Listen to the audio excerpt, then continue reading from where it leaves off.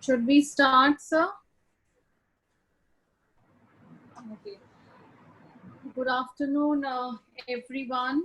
Our esteemed panelists, guests, participants, colleagues, and our dear students.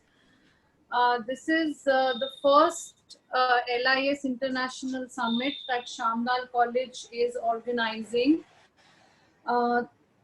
For our foreign delegates, I would like to say a few words about our institution first before I begin to talk about the event, today's event.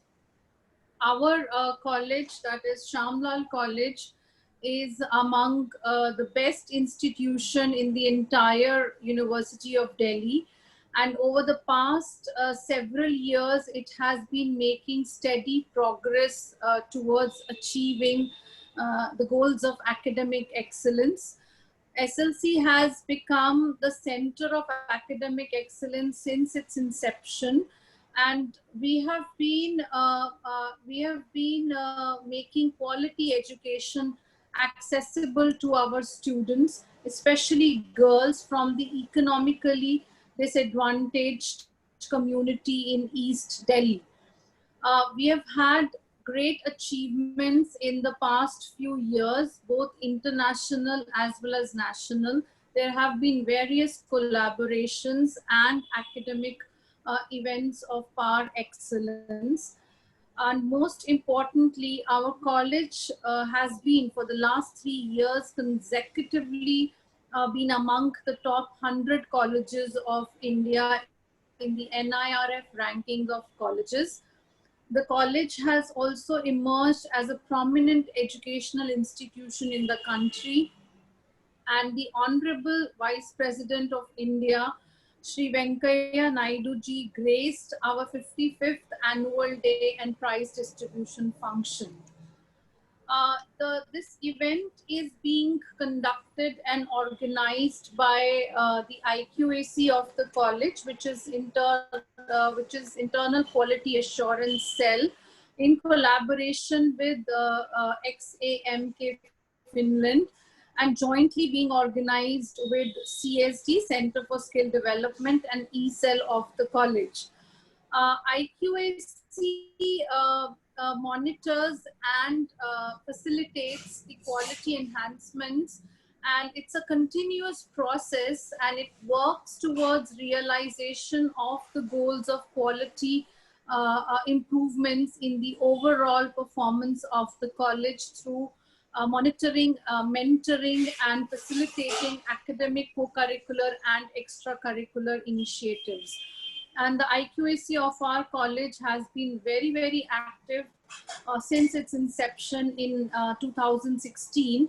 And we have taken various steps towards improving academic, co-curricular and extracurricular environment of the college. Coming back to the event, this is the first international LIS summit in the virtual mode that we are organizing. And we have been organizing various international level events in the last 5 years. And especially since March 2020, when the country went into lockdown, national lockdown, we have taken several such initiatives, and this is one pioneer step that we are taking at the beginning of this new academic session 2020-2021. This summit is being organized with the sole idea that COVID-19 crisis has severely impacted the global economy. It has disrupted everything, including the entrepreneurial ecosystem. But at the same time, if we look at the bright side or the positive side, it has also created a situation which is full of opportunities to invent and to innovate. There is a whole scope of for a new startup landscape that has emerged, And thus it is, as a premier educational institution, we are committed to discover the innovative solutions to this unprecedented health and global economic crisis.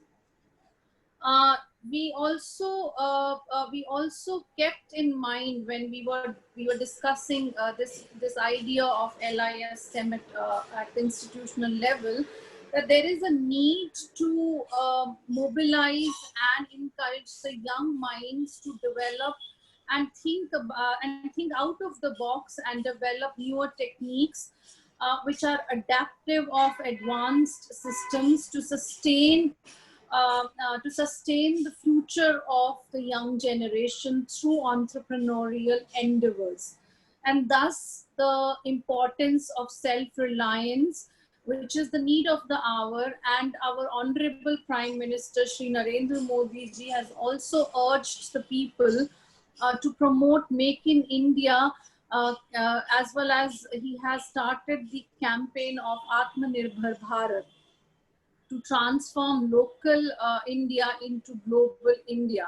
With these perspectives in mind, SLC, in its effort to nurture entrepreneurship, endorse innovation, and contribute to the country's development, has conceived this event that promises to explore, expand, and facilitate co-creation and co-sharing of knowledge, wisdom, experiences for building a robust, self-reliant ecosystem. I must also add that this summit is also the result of our ongoing collaboration with XAMK and our Spanish and Italian partners who have joined us for this summit. So I welcome all our esteemed guests to this I welcome all our esteemed guests to this LIS Summit. Before going any further, I would like to talk about the framework of the program. This program is it spans over 2 days. And in these 2 days, we have various sessions, including panel discussion, workshop, and plenary sessions and students competitions. Beginning with today, we have two plenary sessions with our eminent speakers from India as well as abroad. And the next day, which is tomorrow, the same time at 3 o'clock when it begins, we are going to have panel discussion workshop followed by student competitions on startup ideas and e-hackathon. Joining us today for this event are our esteemed IQAC members who are external IQAC members, Professor V.K. Kaul and Mr. Rajiv Saxena. Professor V.K. Kaul from Department of Business Economics, Delhi University, and Mr. Rajiv Saxena from Mazaras, India. And for the first session, joining us is our Professor Keijo Varis from Turku University of Applied Sciences, Finland, Professor Erie Lindman from XAMK, Finland, Professor Jamie Halshaw, School of Human and Health Sciences, University of Huddersfield, UK, and Professor Sabine Sorsa from XAMK, Finland. Then the next session, which would begin around 5, we have with us Dr. Vidur Mahajan from Mahajan Imaging, Ms. Rashmi Chadha, she's an entrepreneur and founder of Voyage Inc., and Mr. Jatin Berry, founder of JP Capital. To begin our program, we would like to request our external IQAC members, Professor V.K. Kaul and Mr. Rajiv Saxena, to give the opening remarks and open the first day of the summit. Professor V.K. Kaul, we welcome you to this event. Thank you for joining us. You have been a constant support and guidance in all, have offered guidance in all our endeavors. Professor V.K. Kaul is a professor of business economics, Faculty of Applied Sciences, and Humanities, University of Delhi. He has received various awards and fellowships from various countries like South Korea, Canada, and other European countries. He has had major administrative responsibilities in Delhi University. He's the chairman governing body of, he has been the chairman governing body of Rajdhani College, University of Delhi. He has been the Dean of Faculty of Applied Science, Social Sciences and Humanity, also the head of Department of Business Economics, Dean of Faculty of Applied Sciences and Humanities. He has participated in various international events and conferences in foreign universities like South Korea, Portugal, France, Singapore. He has also been to the United Nations Subcommission on Prevention of Discrimination and Protection of Minority to Geneva, Switzerland. He's also been a visiting faculty to University of Pittsburgh and Bloomsburg University, USA. His fields of research interest are very vast, ranging from geoeconomics and geopolitics to economic transition and performance, strategic changes and management at firm level. He has also undertaken various research projects and fellowships in USA, South Korea, Netherlands, and Canada. He has supervised almost more than 25 PhD research as well as MPhil research. And he has published research papers and articles, over 120 research publications he has had, and he has published for more than 5 books. He has more than 5 books to his credit from renowned publishers. I welcome you, sir. Thank you for joining us today. We also have with us Mr. Rajiv Saxena, who is a partner member of Majaris. He's a chartered accountant, and in his 19 years of experience, he has handled and advised on numerous engagements on matters relating to assurance as per Indian GAAP, IFRS, US GAAP, and project management implementation financed under USAID. Mr. Rajiv comes with international experience in development projects, audit conducted for European Commission, experience of audits of World Bank aided projects, and also has exposure of due diligence and business valuation. He has also conducted study on archaic laws for National Horticulture Board, Ministry of Agriculture. He has completed a course on the Indian Foreign Exchange Management Act and has received training on long-term contracts, risk and accounting in Singapore, and on UNGP on human rights and business in Berlin. Thank you, Mr. Rajiv, for joining us today and taking time for us despite your busy schedule.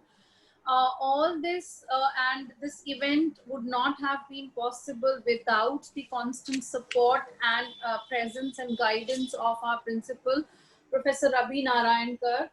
Professor Kar, has had academic achievements in his own right.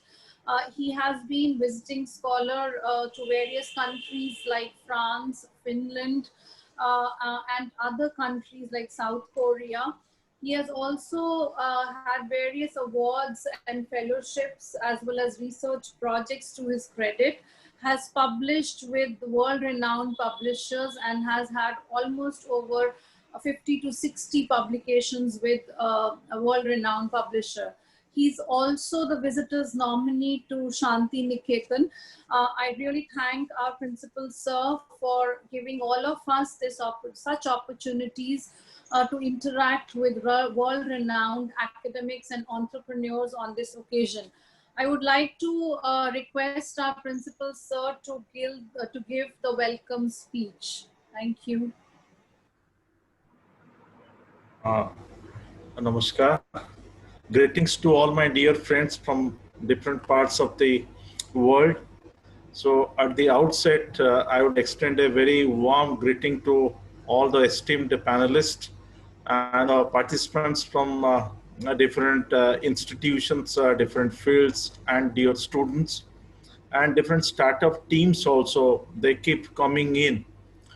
So this is a great moment for us to organize such an active, action-oriented summit, where we thought that during this pandemic, when the pandemic is in full swing, so we need to think differently. So accordingly, we have devised this.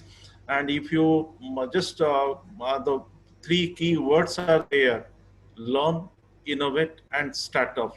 So these three words describes a lot of things. Actually, from the outside, it looks very, very simple.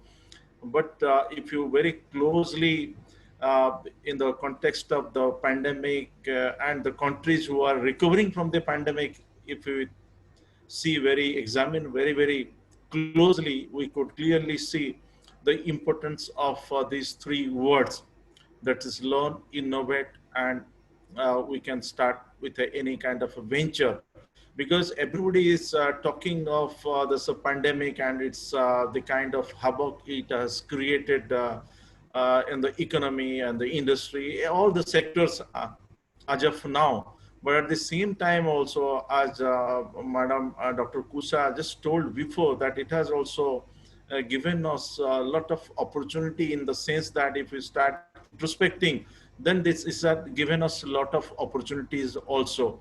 So these opportunities can only be availed if we only keep on learning. Learn, learn, learn. These are the only three words. And with learning comes innovation also. So we need to innovate.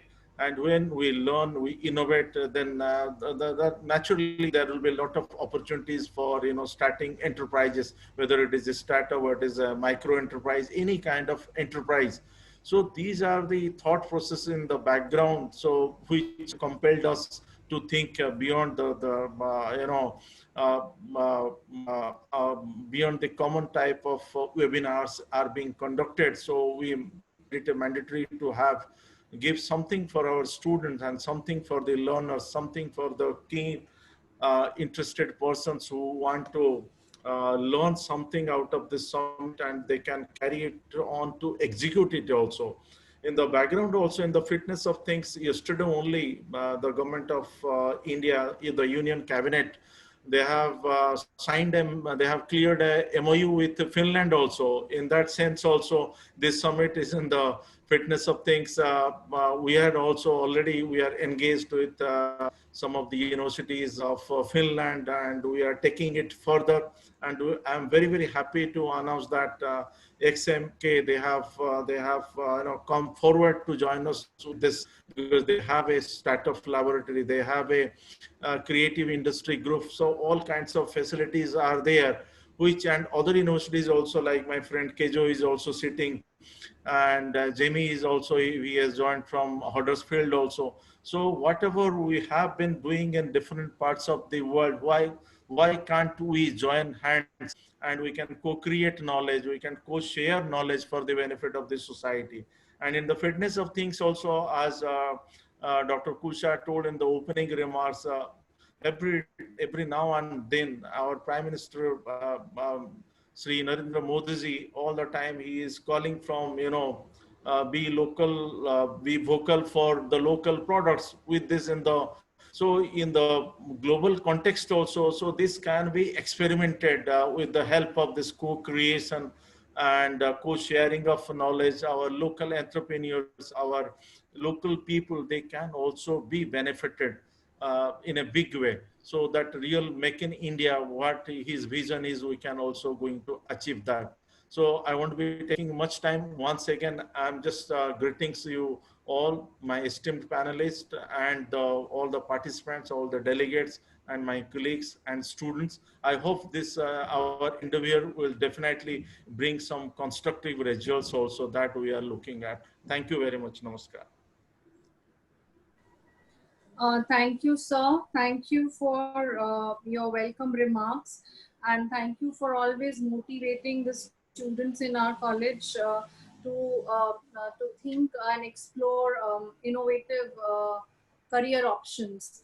And entrepreneurship is actually emerging as a very relevant career option for our students in these times.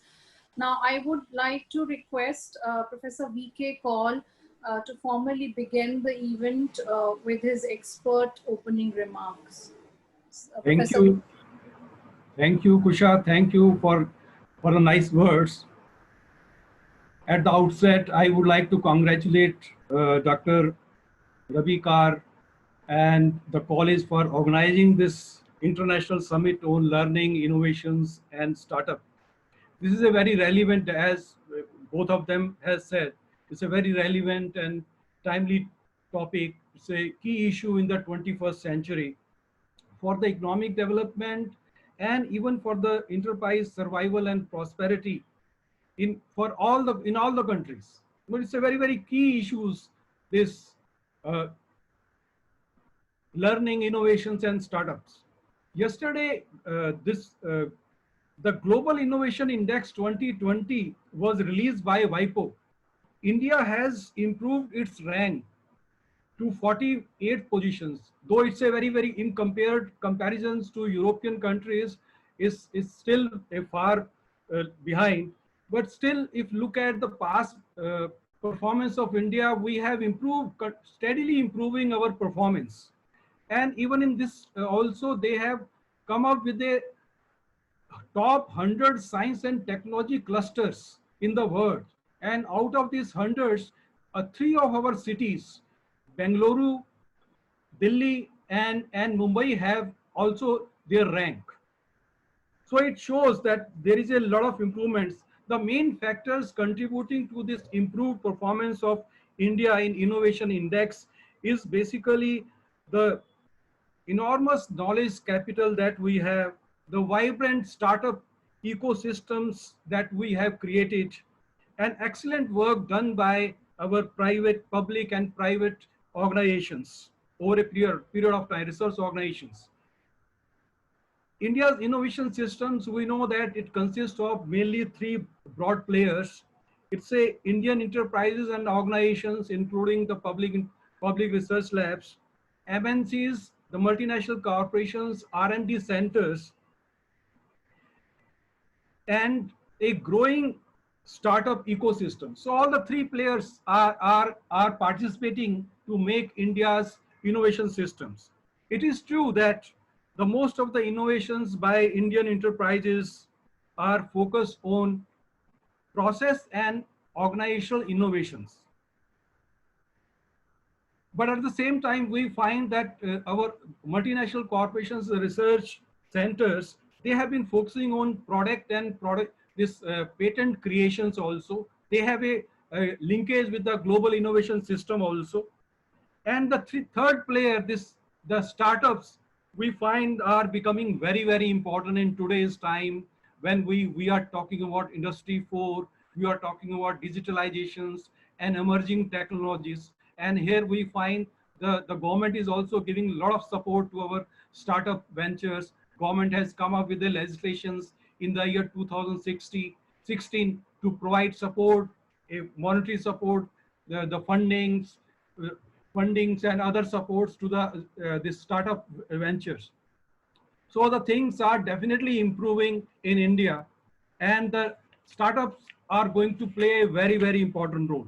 India doesn't lack a creative and innovation capital. If you look at the past history of the country, we find that India has been having a very long, rich, and glorious record of creativity and new knowledge creation in the past. During the last 600 and 700 years of history, we have been continuously facing foreign aggressions and colonizations, which have destroyed our education systems and even the innovations, this knowledge creation system also. This is a past history, but after the independence also, we find that the India adopted a controlled regime. Of course, during this particular period also, we find that we created a large number of public labs in the area of space, nuclears, and this defense, etc. And they have come up with a mission driven innovations and very, very useful. It has built a lot of huge capacity, innovation capacity in the countries. But the real impetus and the push to the innovation system in the country started with this liberalization process in 1990s, when the government initiated liberalizations and globalizations move in the country. And today again, we find, as Ravi has also discussed and Kusha has also discussed about Atmanirbhar Bharat. Basically, we find that India is right now, if you look at the problem that we are facing, India is facing not only the China originated COVID-19 pandemic, but also the Chinese aggression on our border. And if you look at all these things, generally there people will think that the government will be in the fear zone. Basically, we find in the COVID, it's a very, very common thing that the people say that how you are positioning yourself in the COVID period. Are you in a fear zone, or you are in a learning zone, or you are in a growth zone? And we find that India has decided to not be in a fear zone, or they have decided to think in terms of learning and the growth. And here we find this Atmanirbhar missions and the package that the government of India has announced is very, very important.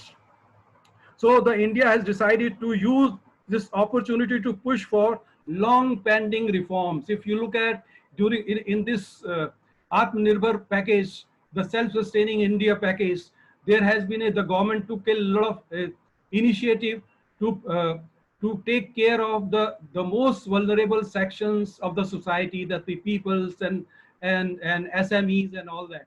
But at the same time, this was not enough. They also took initiative in terms of reforming our agriculture pending issues.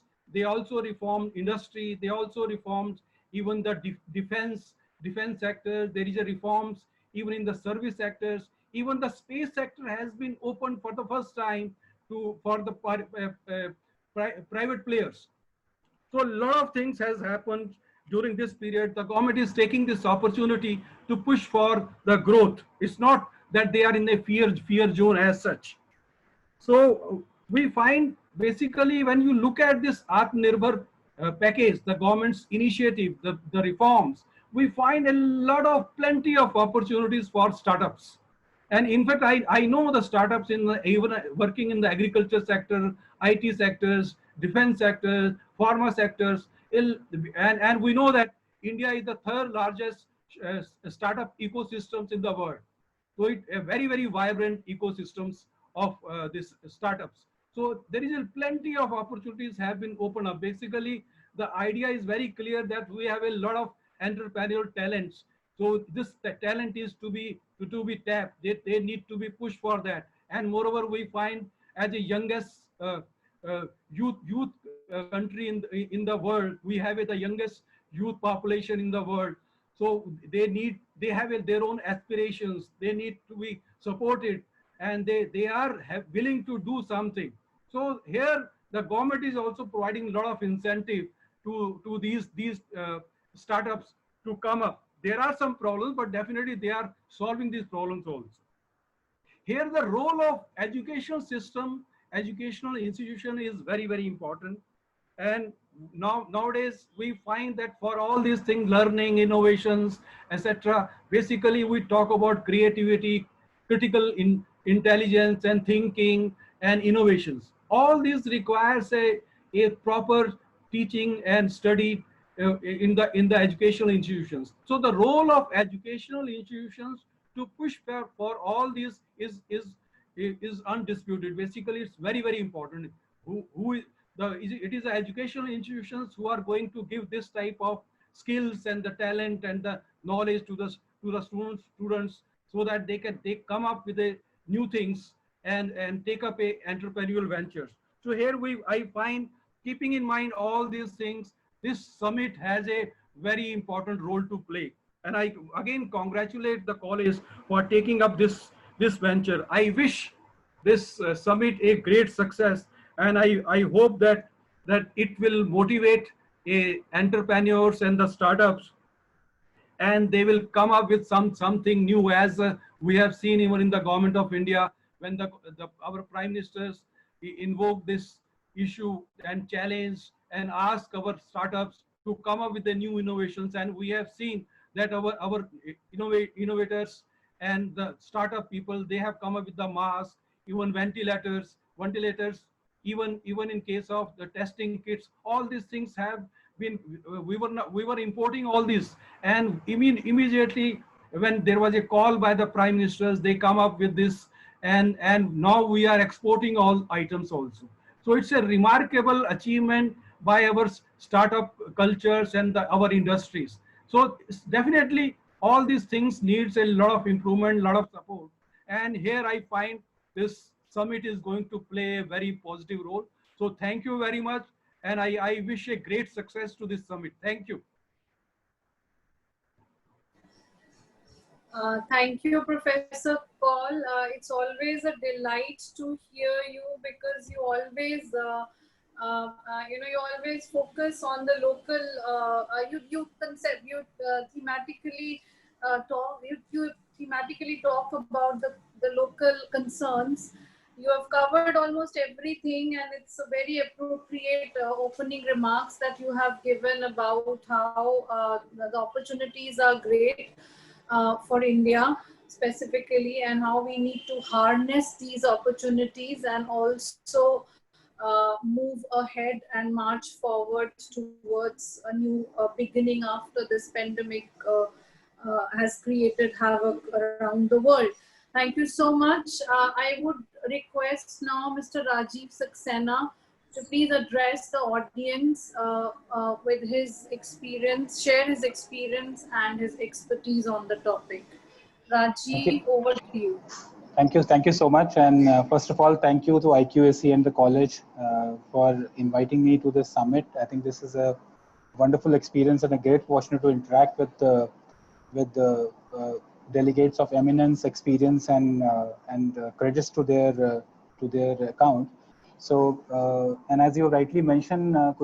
Kusha, that Dr. Kaul has covered everything in such a comprehensive and a precise manner. Probably not much is left for me to talk about. So that is, the beauty of when you are in the company of such eminent personalities and experience and accommodations.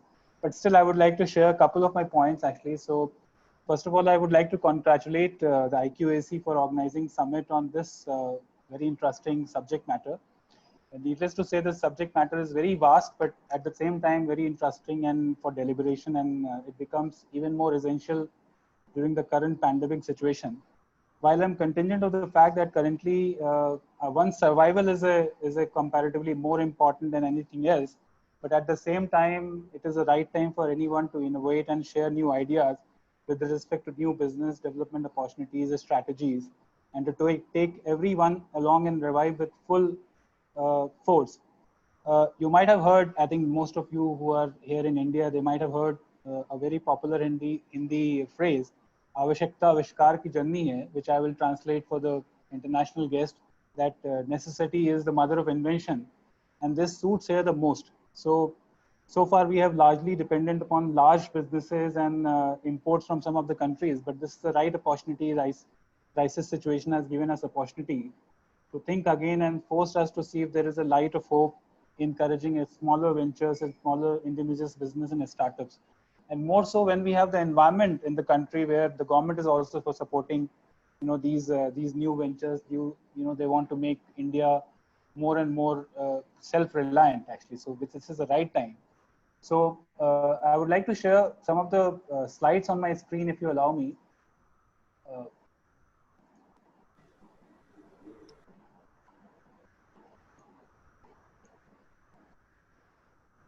So these are some of the startups which started in India, and now they are, I would say they're very successful, and some of them become global also.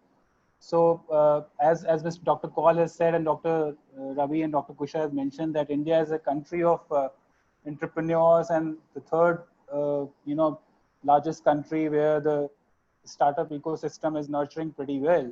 And these are some of the examples which have actually proved that if they have the determination and conviction they can reach any heights actually. And some of them have gone global and they are doing very well. Maybe I would also like to take you through one of the, because all other points like Atmanirbhar Bharat, they have been well covered.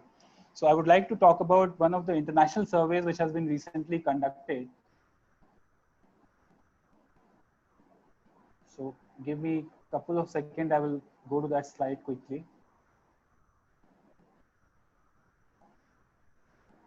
So this with the outbreak of COVID-19, startups around the world, actually they were very nervous and they were scrambling to adapt.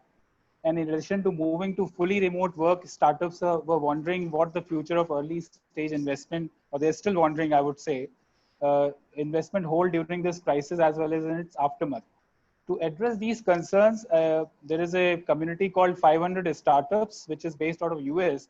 They decided to go for a poll or a survey within its investment community to understand how investment strategies will change during this COVID scenario.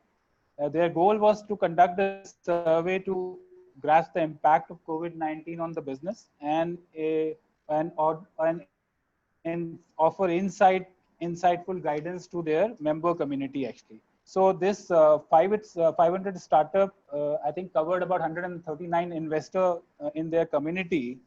And the survey was primarily around a couple of questions which included that how long this investor believe the impact of COVID-19 will last for the early stage investing community. Uh, if investor plan to invest in the same stage as planned prior to COVID-19, or they will change their strategy, whether or not investor think COVID-19 will have a negative impact on early stage investment activity in 2020, and the specific industries where investor interest will increase or will rise due to COVID-19. So I'm glad to share with you that this survey has thrown very positive results, which raises the positivity of the situation, that despite the fact that we are amongst the worst crisis which the world has ever seen, but still the ray of hope is still there, and people still feel that we'll come out victorious out of this pandemic.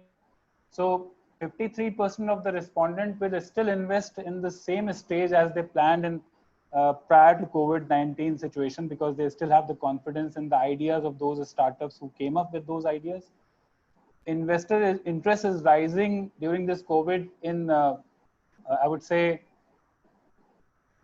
this health sector and remote working solutions. Many of the startups have come up with a lot of ideas with remote working solutions and health startups or health sectors. Majority of investors think that there is negatively some impact. 32% say that there is a marginal impact, and 36% say that there is a negative impact on business because of this COVID.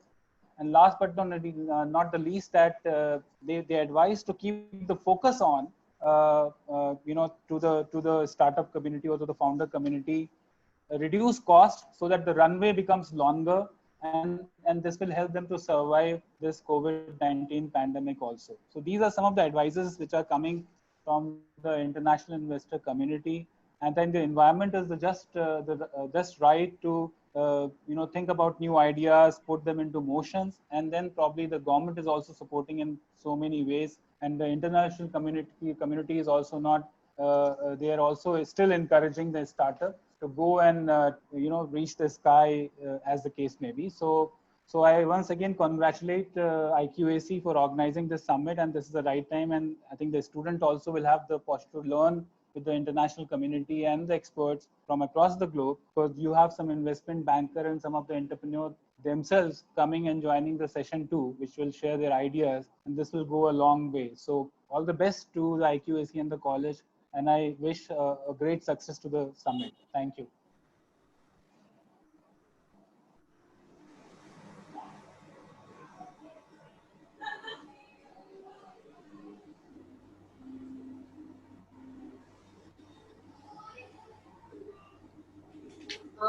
Thank you, Mr. Rajiv, for this very nice presentation. It actually offers a very optimistic view for the young entrepreneurs in India. And this is what we basically are talking about, and this is what Professor Paul has also pointed out. Now there are opportunities are aplenty. It's just with the right attitude and guidance that I think the country and the young people in the country will definitely be able to benefit out of this. Thank you so much for this very, very appropriate opening of the summit. Now, without much delay, we would like to begin with session one. But before that, I would like to ask if our principal sir would like to say a few words to this contribution from Professor Kaul and Mr. Rajiv. Uh, Thank you, Dr. Kusha, for your inviting me.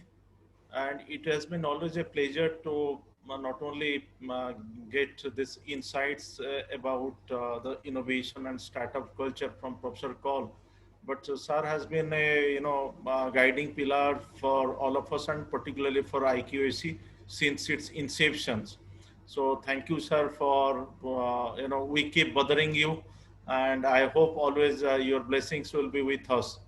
And in the same also, same goes to my friend, dear friend rather, Sri Rajiv Saxena all the time, and he has been with us since inception this IQAC, and with all your cooperation and assistance also, we have been progressing as at the institutional level also, and a lot of initiative at the IQC level also we have taken, which is now giving us good results. In fact, 2-3 days before also, officially we have been recognized by Ministry of Education, Government of India, as a institution which is promoting social entrepreneurship, and a lot of things in that certification we have received.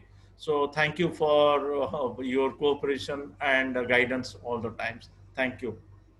And with the seeing that, I think we'll be starting with our second panel, and I could see all the panelists starting from Kezo. Sabine also joined. Warm greetings to her. And we have Ari also. Yeah, namaste. Ari, and I couldn't see this Jamie. So once again, welcome to all of you from Shamlal family. And over to you, Dr. Kusha. Thank you, sir. I would request all our panelists to please keep your videos on for a group photo. Um, uh, please, Erie, you also to put your video on. Yeah, we can see you now. Good.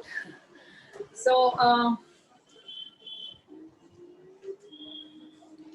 Simple and Neelam.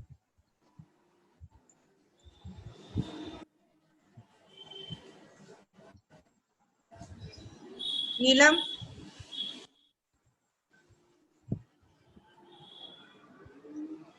Okay, everyone smile. Big smiles. 2 more shots.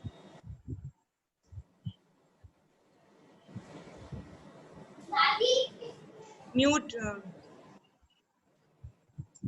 Thank you. Thank you so much. thank you. For this next session, we have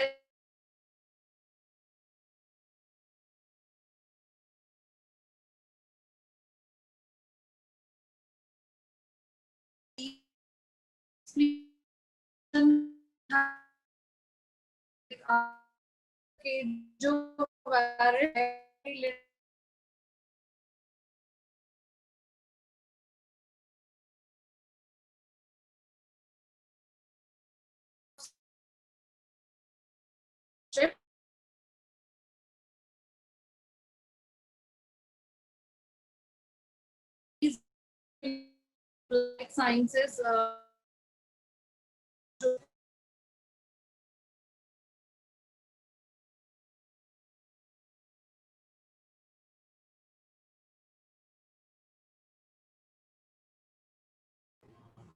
I think there is some technical issue coming up from Dr. Kusha. Dr. Ashu, can you hear me?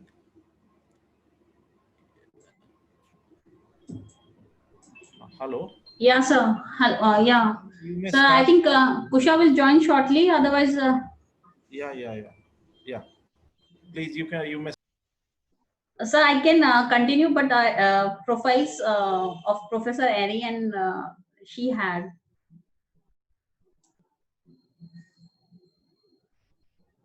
So can we wait for 5 minutes? Yeah, just Yeah. Sir, I'm calling her. Just wait. okay. There is another announcement also. Professor Jamie from University of Huddersfield, he is unable to join through Zoom. I don't know why it is. He is getting restricted. He has been trying for last 1 hour almost. I just got a message from him. So then I suggested something else to him also. Let's see. But still, we have three panelists, and I think she could able to join. Dr. Kusha, yeah. You may Yeah. start, So madam. I think there was some connection issue. Yeah. Sorry. Yes, I was talking about Professor Kejo Varis, who has had a versatile career. He's right now professor of practice in MBA programs at Turku University of Applied Sciences in Turku. He has also worked with University of Tampere in Finland and various other organizations and universities. He has had a vast experience in publications and research, and he has also been our contributor and collaborator in our research that we did with SIMO of Finland, which involved the three University of Finland. I welcome you, Professor Kejo, in LIS Summit. I'm really happy that you've been able to join us. Then we have with us our second panelist, Professor Erie Lindman, who is a research manager at Southeastern Finland University of Applied Sciences. He is responsible for interdisciplinary R&D project development and research in the intersection of creative fields and business development. He has had 15 years of experience in higher education. He's also ASLA Fulbright grantee, Department of Philosophy, University of South Florida, USA. He has worked over 5 years as a management consultant in the 90s, management and consultancy studies at Turku School of Economics, IST Manchester School of Management, and University of Helsinki. His research interests and publications focus on leadership, interdisciplinarity, and entrepreneurial ecosystems. Our third panelist for today is Professor Jamie P. Halshaw, who is a reader in social sciences in the School of Human and Health Sciences at the University of Huddersfield, UK. His research interests include communities, globalization, higher education, public and social policy.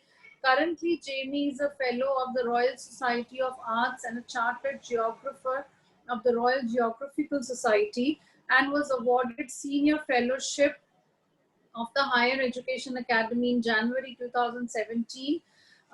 Professor Jamie is the author of Understanding Ethnic Segregation in Contemporary Britain, and he's also the co-author of Sociability, Social Capital and Community Development, and International Health Perspective, published by Springer, and Aging in Comparative Perspective, Processes and Policies, Springer.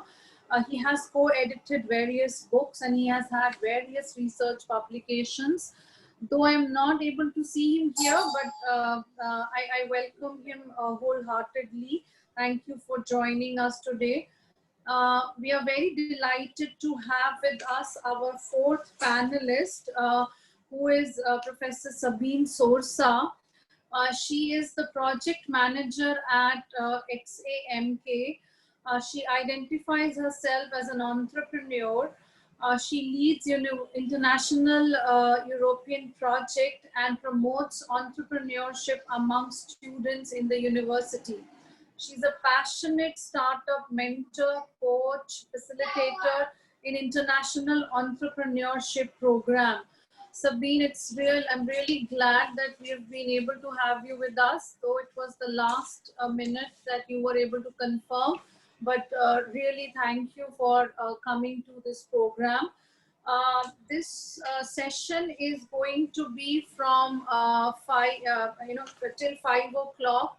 And I would request all the panelists to take 20 minutes for their presentation and deliverance. And after that, we can have discussion with the participants as well as can take up questions. Thank you. Over to you. I would request Professor Kejo to begin the session. Okay, thank you. Thank you very much for inviting me for your seminar. I'm very pleased about that. Thank you. Can you hear me? Yeah. Okay. At first, I need to say that I have worked in these academic circles only 5 years. And before that, I have worked for industries.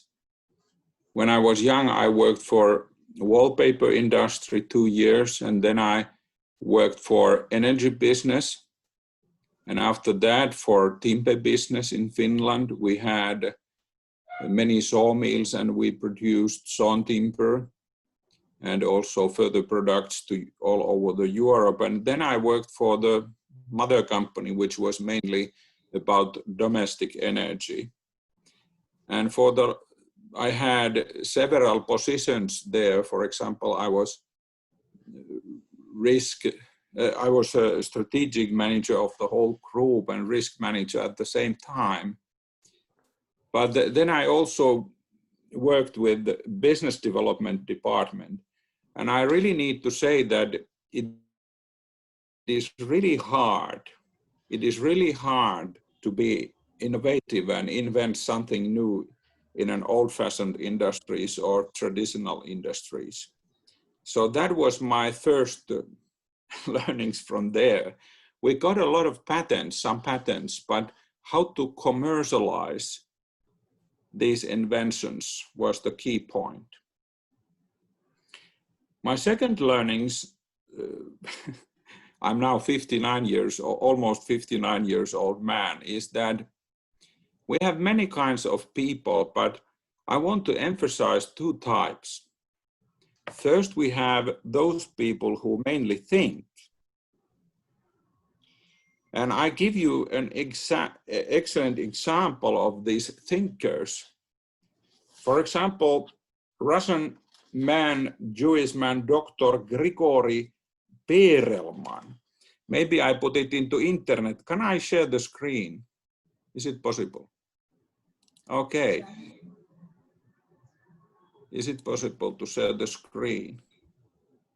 Share the screen. Okay.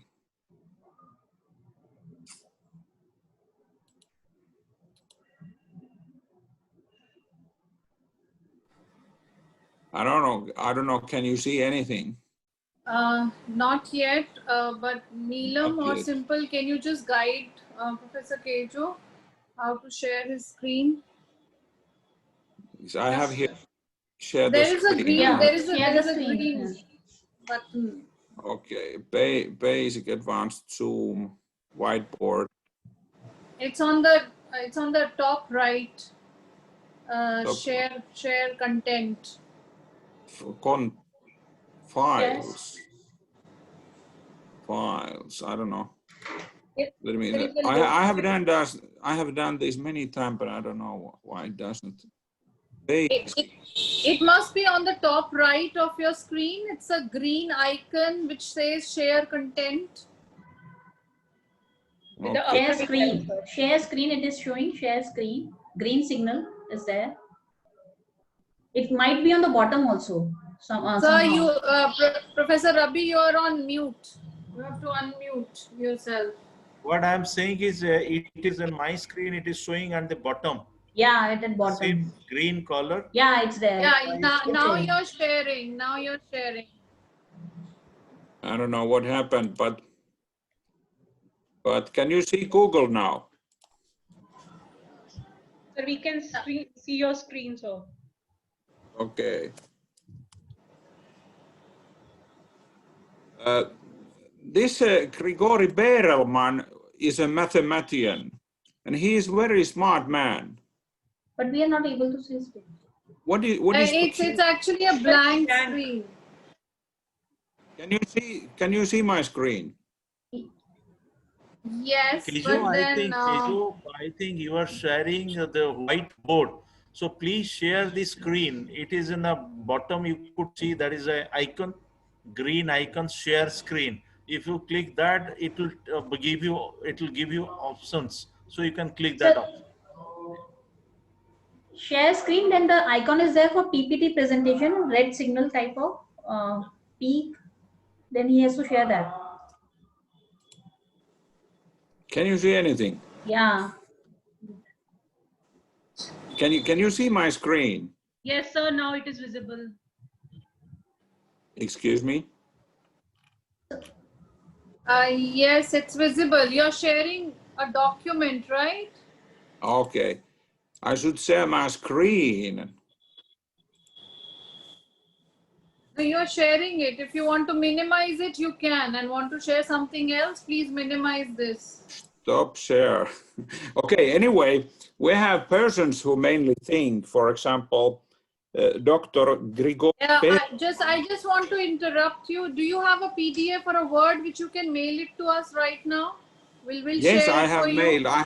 I have mailed my slides to you. You have just now? I have emailed. I have emailed my slides to you. Anyway, we have two kinds of persons. We have persons who mainly think.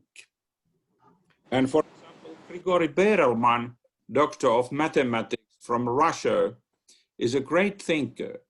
We need this kind of persons who are mainly thinkers and don't want to cooperate or discuss with others. He has invented great things and solved great problems in mathematics. And we need to appreciate those persons. But our topic is how to co-create and co-share. And maybe I start this session with a story. I participated 10 years ago a strategic management conference organized by Strategic Management Society of the World in Lapland. And there were several hundred top scholars from all over the world. But I chose the topic strategic thinking. And there were two persons from India, Professor Archana Shukla from India Institute of Management and his young colleague, a male doctor whose name I can't remember. They talked about strategic thinking. And I realized that close to me, on my backside, sat a man who was the chairman of the board of Nokia Corporation, Mr. Siilasmaa. And I turned around and knocked into his knee and said, Risto, we are in the right place. We learn here something new. And they talked about strategic thinking. And afterwards, we had during the evening a lunch. I decided that I will not try to talk to any other persons during the night except these two persons from India. And I managed to get with them in the same table. So I asked a question, where did you get the theory of strategic thinking? And they told me that the person was from the USA, from Florida. And I wrote down the name of the person. And his name was John Pisapi. And then I decided that because I had a trip to the USA, I was going there for a conference, or not for a conference, but for executive coaching education. I decided to take contact with that person.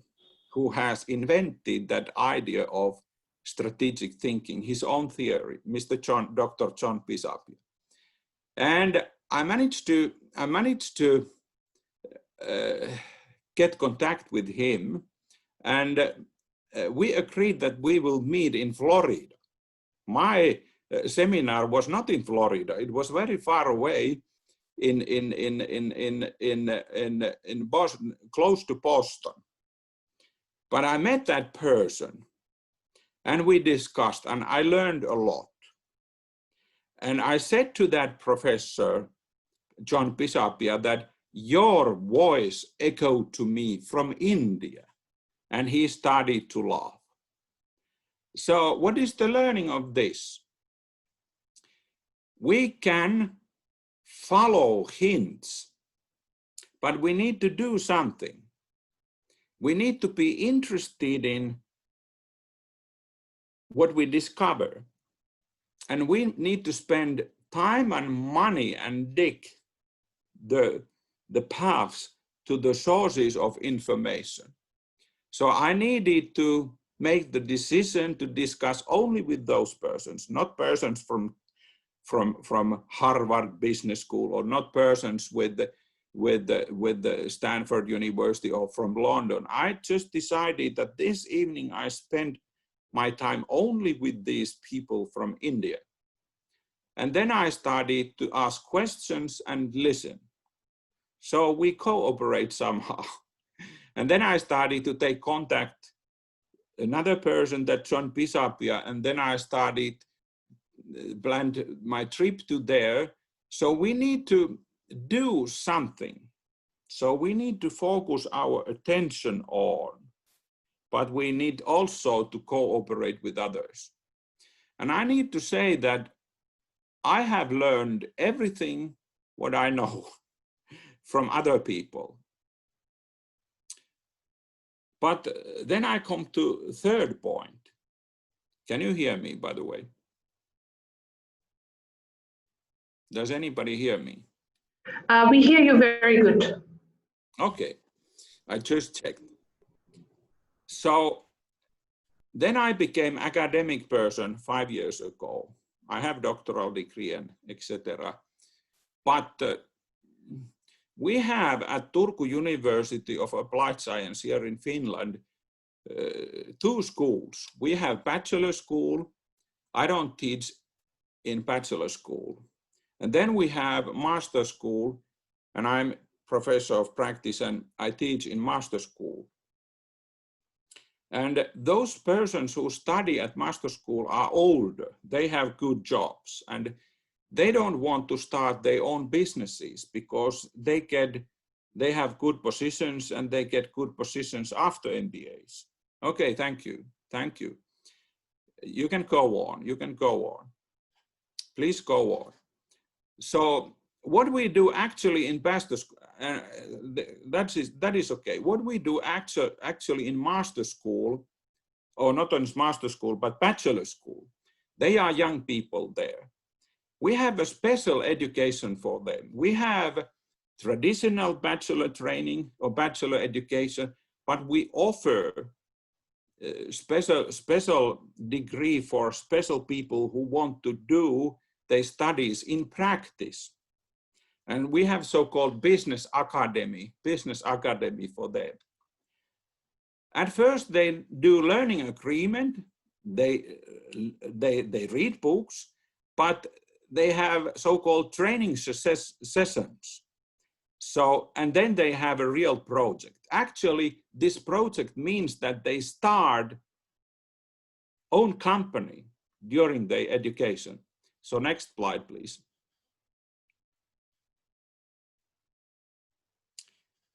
They do learning agreement. Okay, and next slide, I will go quickly forward. Next slide, please. And next one. Yes, stop here. So these people who have choose to start this business academy and do their bachelor degree there at Turku University of Applied Science, they create they start their own business during their study. The legal form of the business is cooperative, and they invest, every student invests 30 to 50 euros, not much money in Finland, but anyway, some money. And the group consists of 10 or 20 person, of 20 students. So they choose one of the students as a GO or business leader, and they try to create the business idea and mission and vision and strategy for the company which they are interested in. Next slide, please. So they work in groups. Next slide, please, because I want to hurry. And next slide. Okay, we can go on. Okay, what is the, okay, next slide, please, then we can come back. Okay, this slide. What is the role of teacher here? He or she is not a traditional teacher. All teachers are more like coaches. They encourage students to think, make decisions, and they support, give feedback, and make learning opportunities. So this is cooperative learning, where teachers do not just give information and teach and control and make tests and put them remember a lot of information like normal universities do. This is a different way of doing things. Okay, next slide, please. Yes, and there is also assistant teacher and assistant coach there. And that person has also own role. So there are actually two teachers, the main teacher or the main coach or assistant. And their responsibility is to guide the process and give hints and etc. Help, support those students while they are trying to get their business enterprise to succeed. Next slide, please. Okay, and okay, next slide, please. So they have also all kinds of community spirit events like Christmas parties, and as you can see, they are not just partying. This is quite fine party there. For example, anniversary gala and etc. So they are trying to take their roles as a business leaders or as entrepreneurs. Okay, next slide. There are some success stories, but the main point is that they are encouraged to. So they keep books. So they try to earn money in their projects, in their own companies, and they try to gather and get money, and they can decide what they do with the money they earn from the company, or what the profit, what kind of, or with the profit, if the company makes profits. But they are also encouraged to participate this GSEA competition. Can you open the link there? Internet link. This GSEA is an international network of it is a competition. It is a competition. It is an entrepreneurs network organization, and they arrange competitions and they evaluate these student business enterprises. And for example, this man from somewhere, Harvinder Power, has won this competition. And also our students are encouraged to take part of this competition in England. It is open for everybody, open for Indian people too, and Indian universities. So what I try to explain here is that in our bachelor school, we try to do something differently. There is also normal and traditional bachelor education for most of the students, at our University of Applied Sciences. But for certain people, this practical entrepreneurship education, we call it business academy, is better. And many other universities of applied sciences in Finland has also studied this kind of education. For example, Jyväskylä, where I am now, and ex-AMK also, and many others have studied this kind of education.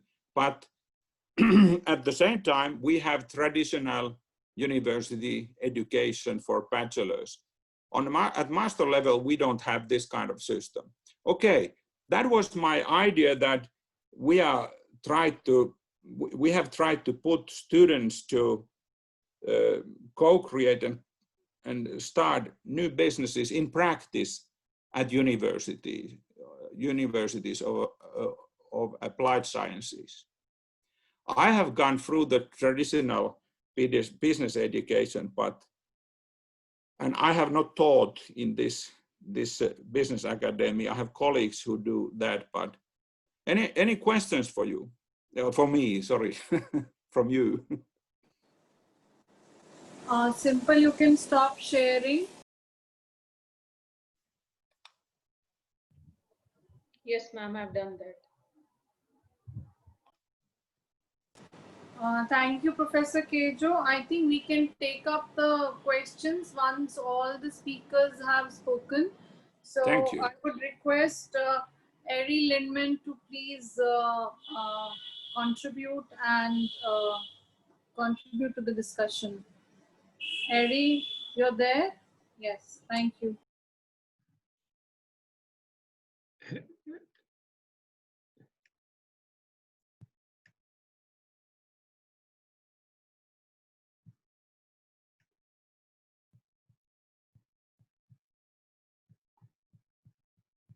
Okay, I guess you see my slide and also hear my voice and maybe see my face.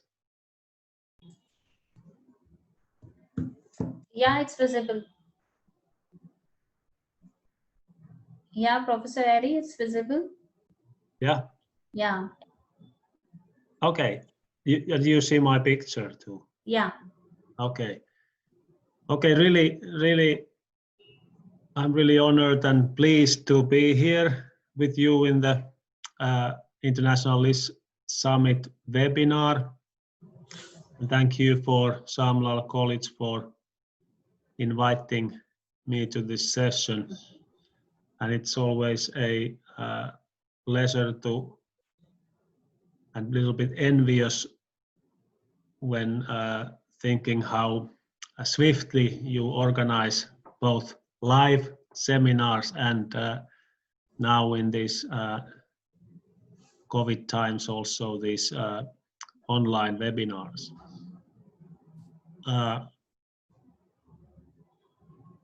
I, like before, when I have visited the seminars and conferences in New Delhi, which have been a great experiences, and hopefully we have lots of them in the future too.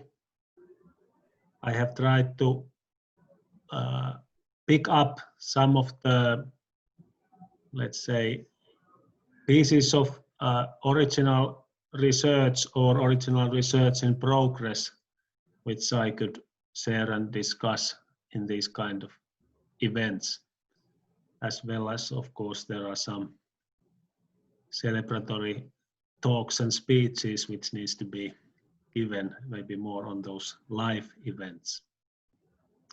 But today I chose to look at briefly this topic of co-create and co-share knowledge, novel business development opportunities, with this kind of title, exploring business development opportunities from the creative economy and regional point of view. Because I have been involved in the beginning of the year in looking at the, let's say, the state and possibilities and some challenges of integrating creative competence and creative economy competencies into the traditional industries and looking at that from the, or researching that from the our region, which is called Kymenlaakso region, so that point of view. And Keijo Varis here before me started with this first lesson, number 1, that it is very hard to make changes or develop business in the traditional industries. And actually that lesson number 1 is the starting point of my presentation, because we are faced, especially here in our region, that how to boost competitiveness in the traditional industries in this kind of digital and creative economy era. So my content here, I will show very briefly with 2 slides what is our creative industry research unit in a nutshell, and then just mainly to provide you with the categorization of creative economy, which maybe prompts us to think about the opportunities but also challenges that pertain to each of these categories of creative economy and how they could be used to develop businesses. I think I understand or took the definition of business development to take very broadly to that it is whatever the ways in which with which we improve businesses somehow or make businesses better. So it's a very broad definition. But first, about our research unit, and I've wrote down here the kind of slogan which I think manifests the ethos of our unit, driving empathy in the digital age. So technology, and especially this COVID situation, but otherwise also is taking us to work with digital tools and applications.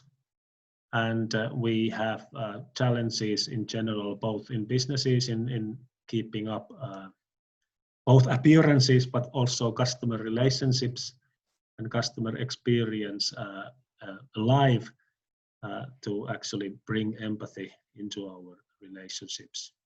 And that is in multiple ways that how we could address this gaps in empathy in several sectors of the society through creative industries means. And our unit has 3 main focus areas: service design, gamification, and creative entrepreneurship and business development. And then we have also 3 rising or this kind of sub areas in which we have some project and project development, cultural heritage, culture and well-being, and design of bio-based products. So I mainly I'm responsible for this creative entrepreneurship and business development focus area, and then I have a colleague who is more responsible on gamification and service design, and then we have a unit leader also. I wanted to take just as an illustration that we have roughly 35 people in our unit, and this is the list of names that we have, and we have roughly divided them into gamification, service design people, and entrepreneurship and creative business people. And we could call ourselves as experts in creative methods and business development for the creative economy. But we have grown very fast in 2 years from 14, 15 people to now nearly 40 people with 2 million euros turnover. But now to the second part of my speech now, that we have taken for our research that I mentioned this kind of categorization of creative economy into 4 subfields: creative and cultural products, and creative content, and creative services, and creative environments and platforms. And now, of course, my perspective is that, my understanding of the history of, let's say, business development and business management in general is that we have been moving gradually from the sort of business department oriented business development and sort of corporate restructuring and legal structures development type of business development and hardcore marketing and market entry issues towards, let's say, one could say softer, but maybe more design oriented, more creative industry oriented approaches to business development, and not least due to the digitalization and globalization. But in some ways, I see that to talk about creative economy subfields, input or possibilities of driving business development, that is very much like upcoming or also somewhat a trend after this kind of business management orientation, both in education and consultancy, and why not also in business companies itself. But I will very quickly just, I do not want to concentrate now on the details, but in the middle column is now the key here, that what we did, we interviewed and had focus groups among industry leaders here in the region, and also some creative economy experts, and including our own multidisciplinary teams brainstorming, that we asked in a way what are the exploitation opportunities of these different subfields in business development or improving business in general.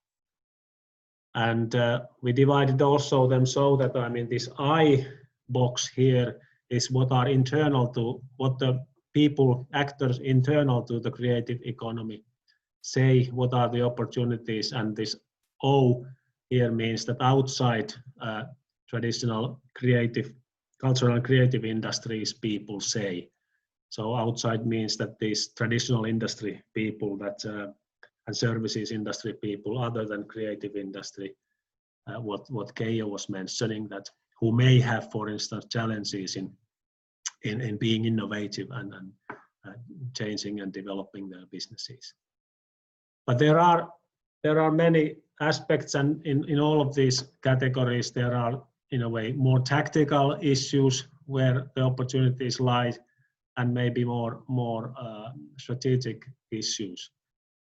But the main point is that there are quite a lot of opportunities, and especially in this kind of region where traditional industries dominate, creative industry subfield or sectors and competencies could bring new development, business development ideas, for instance, business design and branding. Then creative content also, there are all kinds of storytelling means and exploiting creative competence in branding and etc., and doing cooperation with TV media houses, etc., which non-creative industry firms could benefit from in their business development. And then creative services like architecture, marketing, communications, and design, and there are particular opportunities. For instance, like here, logistics dominates our region, and there is a huge need would be for rethinking the marketing and also reaching for new customer segments, which are in a way have been out of their bounds of their own thinking so far. But also this co-creation, this envisioning the future together now in ecosystem wise would be very important, and including also creative industry people in these envisioning processes. And then this creative environments and platforms where actually lies the whole game industry, which is very big in Finland and also quite prominent here in our region, both in game design and game programming. There are, of course, opportunities in gamification of both these serious games and then these fun games. But regarding this subfield, creative environments and platforms, the main point here would be that, and to some extent applies to other subfields also, that traditional industry people often have very big, and especially nowadays in the age of digitalization and data analytics and gamified solutions, that they can't even imagine what the possibilities or opportunities are. So there is a big need for collaboration and exchanging these possibilities as such, and getting to know the people and getting to know especially the deep tech that is involved in some of the gamified solutions.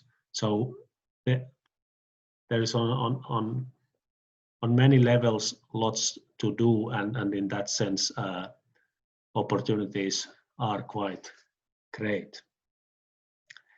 So I want to thank you for giving this opportunity to say a few words about the opportunities of business development from the creative economy point of view, and I certainly hope and foresee, because we have now actually finished up or finishing this research, and it will be published in two months' time, that perhaps this kind of approach and research could be orchestrated or done also in the Indian context. So that would be something to look forward to.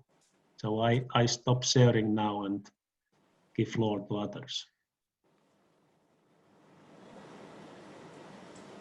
Thank you, Erie, for this wonderful presentation. You actually took off from where Professor Kato had, from where he had left, because he was talking about opportunities for young entrepreneurs from all over the world, especially India also. And you have talked about opportunities in the creative industries for young people. And it was a wonderful presentation that talked about how, what is being offered in Finland as far as entrepreneurial opportunities are concerned. Thank you so much. I would request now Sabine Sorsa to join in the discussion and take it forward. Sabine, I hope you're there, so please kindly join in the discussion. Thank you. Hello, I'm here. So thank you for, first of all, yes, same as Ari and Keijo. Thank you guys very much for having me, even if it's last minute. It doesn't matter for me, because I think I might jump in, and it is really great to be part of it. I do not have slides, because I strongly believe that my colleague Ari Lindman he's always perfectly prepared. So and we are in the same department, so he already said a little bit what we're doing. I'm also part of the creative industry department, RDI creative industry department of our organization, but I'm also halfly part of the digital economy RDI department, because this is because of the projects that I'm participating in the moment. I'm strongly going into the gamification and into the gaming direction, entrepreneurship, of course, entrepreneurship, gaming, and gamification. So I'm more in the creative entrepreneurship and gamification, but I'm also very interested in service design, of course, in those directions. So we have international projects. So a little bit about my background, what I did before. I mean, Dr. Kusha already like introduced me. I'm a passionate entrepreneur. Yes, we have family business at home. I'm originally from Austria, but I'm living in Finland since 2011. And I also started to, because I have a degree in psychology, a master degree in psychology, but I changed my profession when I moved to Finland. And I studied in the university, which I'm now. I started to study international business. International business. And in that kind of way, it was in 2011 I started, but now we have 2020 and I'm still in the same organization. So what is the unique kind of things what we have in our university is that students which are very passionate about making their practical training or even like entrepreneurial, we give them the possibility to join projects and making their experience inside our university, which is very beneficial and also very beneficial, for example, for our foreign students. So very often in project, we can provide like thesis work or even practical training work for our students. And this is also the direction that I went. I participated in several projects, and this is, well, this is the kind of path that I went, and now I'm working since about, I think, 6-7 years already in the same department. And yes, I need to honestly say I very much love my job and my colleagues. So, and what is the specialty in this creative industry, that each of us is we are very individual, and each of us have different kind of talents, and you can say like there are sitting for example, in my room where I'm sitting in my office, there is me who is very business orientated, but my colleague who is a absolute professional when it comes on service design. So, and she's a designer. So those kind of combinations, design, for example, and art, and then business, it's very important to connect that and share it, and also like mix them up, because what is important and what is very interesting is the creativity and the innovation that we are coming up. That is very important. So I'm, for example, a very kind of, I like the term of learning by doing. So when students, for example, learning the theoretical part of certain topics, let's say marketing, for example, I like to offer them certain kind of like what KO, for example, the business academy that they have. We have also certain kind of programs in which students can implement their knowledge, what they get during the lessons, into actions, and by creating their own business idea or creating their own ventures. So we are organizing a lot of hackathons where they can try to make the first steps into this direction, and this is very important. Yes, I did a lot of mentoring, startup mentoring. It even brought me to last year to Africa. So I was participating in a project called Impact, startup mentoring for Africa, and I was in Kenya, in Nairobi twice. And I need to say there is also a lot of female entrepreneurship, which is also one of my very keen topics, female entrepreneurship. So I experienced a lot of different approaches, like how they doing the mentoring, how this is working. So this made my kind of like thinking of how to give or how to coach, how to facilitate certain kind of workshops in an international environment, and also like consider the different cultures that you are faced, because Just the other week, I was participating as a mentor in this called Summit. It's an accelerator program from ITMO University in St. Petersburg in Russia. So what kind of approaches they have, for example, and what kind of methodologies they have. So it's very, for me, it is very interesting, and to see that and to learn about it, and also then kind of like the knowledge that I gained there to spread it to my own kind of mentoring people or mentoring teams, startup teams. So this is for me very important, and this is also like, yeah, I think the learning by doing approach is for me very important, because it opens the mindset of the people and the entrepreneurial thinking also. It's very, and also like forces the people to a creative thinking process, which is also very keen on, for example, even in our department, creative industry, that creative thinking. And what we are also doing, and this was yesterday, for example, as an, I can say that we have a discussion of different tools in the digital age time that we are now in the moment. There are plenty of different kind of brainstorming tools, which are, for example, for me personally very excited, because so many different tools you can have where you can test and try to develop your ideas and doing it online. Even if you're not, of course, I like to be with the people and standing in front of them and listen to them when they are pitching their ideas, for example, but still, all those tools which are now available to force or to support the creativity of people, it's very interesting tool nowadays. And we will see in the future in which direction it will go.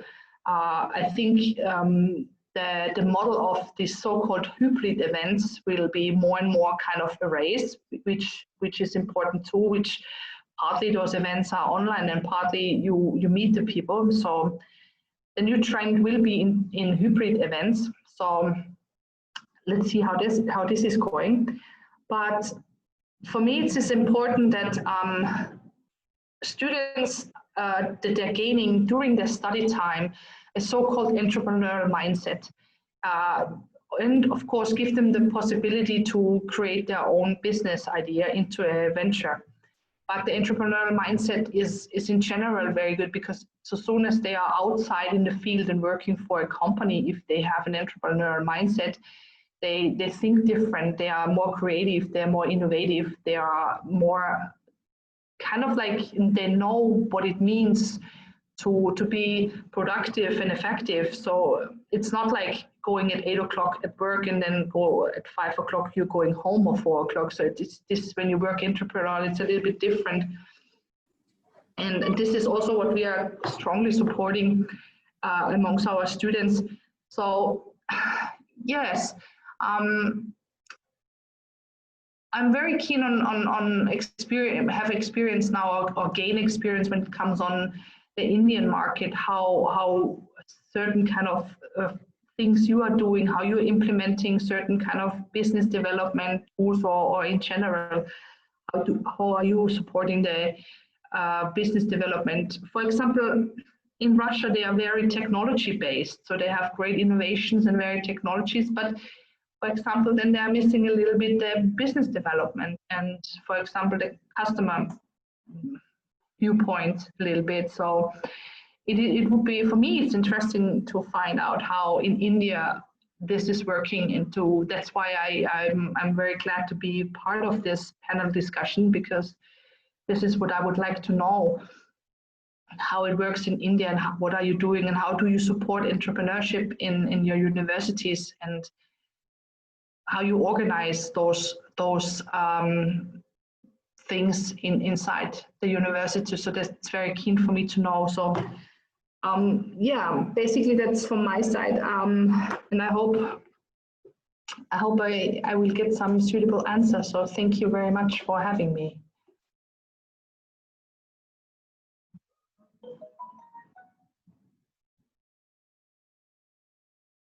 Okay. Okay.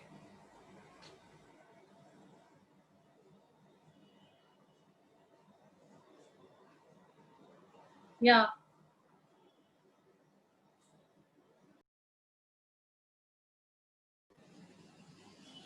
Yes. Thank you, Sabine. Thank you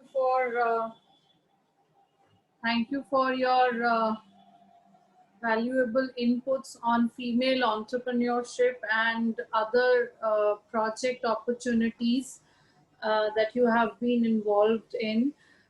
It's really nice to hear about your own practical experiences. Thank you so much. I would like to inform that Professor Jamie from London would not be able to join us because he has been trying to join, but there is some network issue from his side. He's just not able to join. He has been trying for the last 1 hour.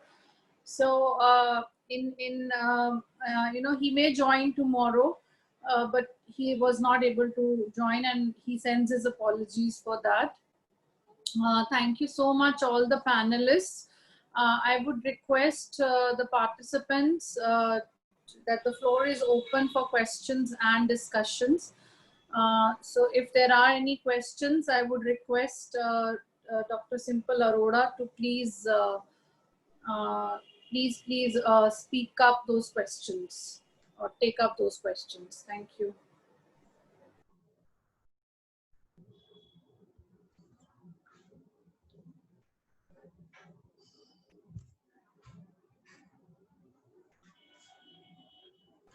Simple, you're muted. Yes, Kusha ma'am, there is one question from one of the panelists. He wants to ask, and the question is directed to Professor Sabine. He wants to ask, what are the opportunities in female entrepreneurship for collaboration between India and Finland? Can you repeat the question once more? I didn't hear it. Yes, yes, ma'am. As per what are the opportunities for female entrepreneurship collaborations between India and Finland? That's a difficult question, but also a good question. It really depends. Female entrepreneurship, it is, I think, it is a rising topic in Finland as well.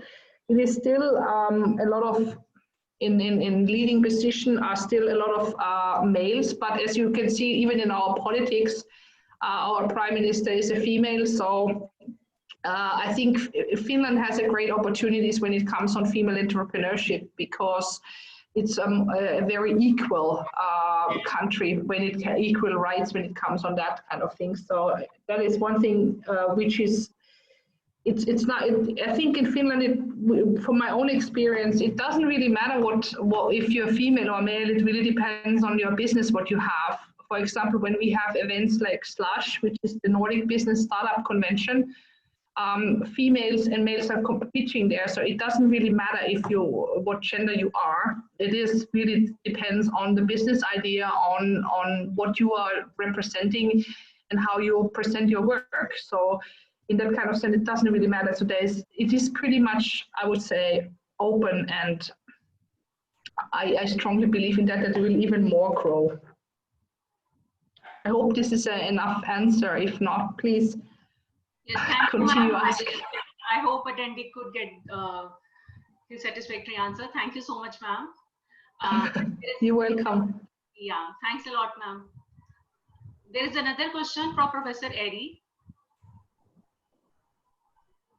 Professor Erie. Yes, yes. Yeah, good evening, Professor. One of the attendee wants to ask that what are the funding opportunities in creative design industry? Funding opportunities in creative design industry. Yes, sir. You mean in for Finns or in Finland or including Indians? Specifically for Finland, sir. Okay. For design funding opportunities, if I'm thinking about the startup development point of view, we have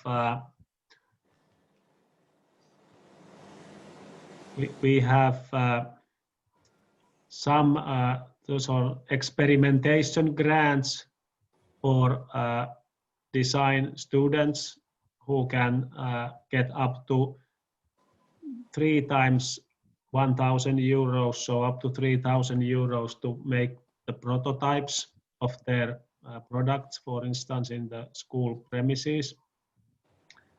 And then there are, of course, these government creative industry companies or small companies development grants which are specifically targeted to creative industry firms. They range from 5,000 to 20,000 euros each, and they usually, these small companies need usually university or some other university and also other than creative industry partners to cooperate. So for instance, game design company or a service design company or marketing communications company should work with some traditional industry partner and maybe also to have in the consortium also the university. But then, and then thirdly, I mean, there is this creative industry specific EU funds, both regional, national, and sort of EU-wide funds, in which these creative industry companies actually quite often participate as partners, and they can actually, through partnering in those projects, they can get sort of support for their product development, basically, or research and development in general. So, and then the fourth category would be the general government and private equity funds and government support that is given to like any company. So those 4 categories. Thank you, Professor. Thank you, Erie. Thank you, Simple. These were really relevant questions to the discussions that we've had in the first session. I would also like to inform our audience, and very happy to inform that one of our panelists who's speaking tomorrow in the panel discussion has joined us today. Also, Professor Alessandro Spano from Italy. He has joined us. I'm not able to see you. Can you just switch on? Hello, good morning. Hello, good morning. Yeah, it's good evening.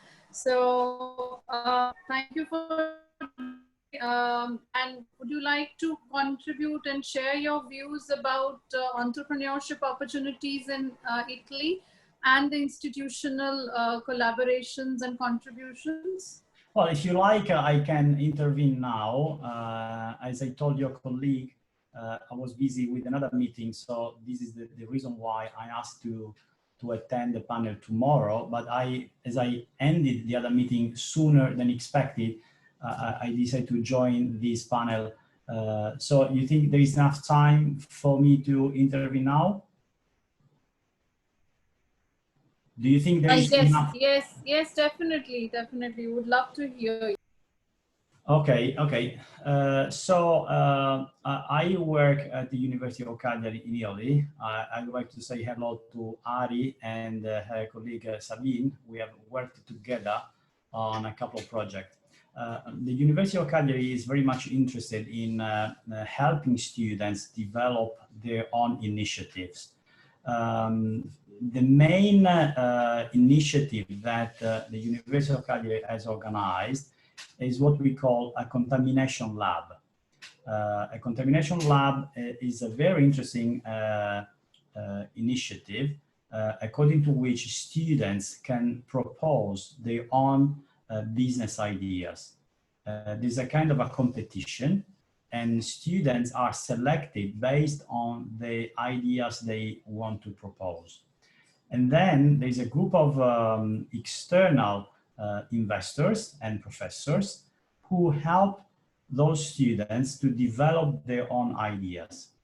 And it's a kind of a project that lasts for several months, and at the end of the period, there is one winner, and it's a group of students that are put together during those months, and those students are helped to get funding. Okay, so they are the final goal is to actually create a real business. And for those of you who are interested in learning a bit more about this initiative, I would like to suggest you to, I don't know if I can write in the chat, this web,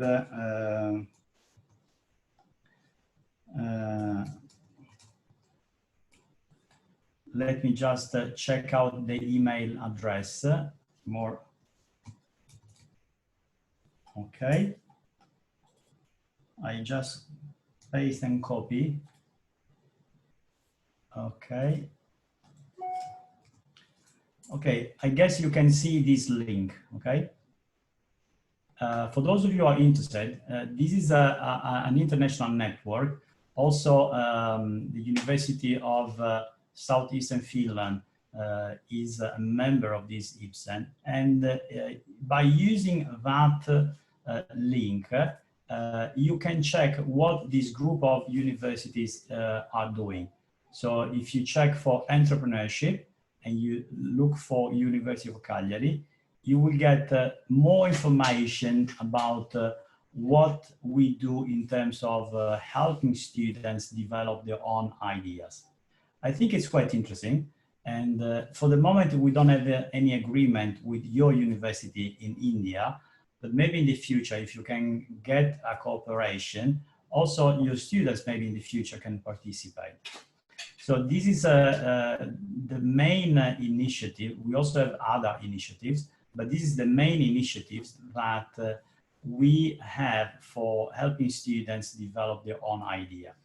And also professors are really encouraged to develop their own startups. For instance, I did one. I mean, I set up one startup which focuses on blockchain technologies.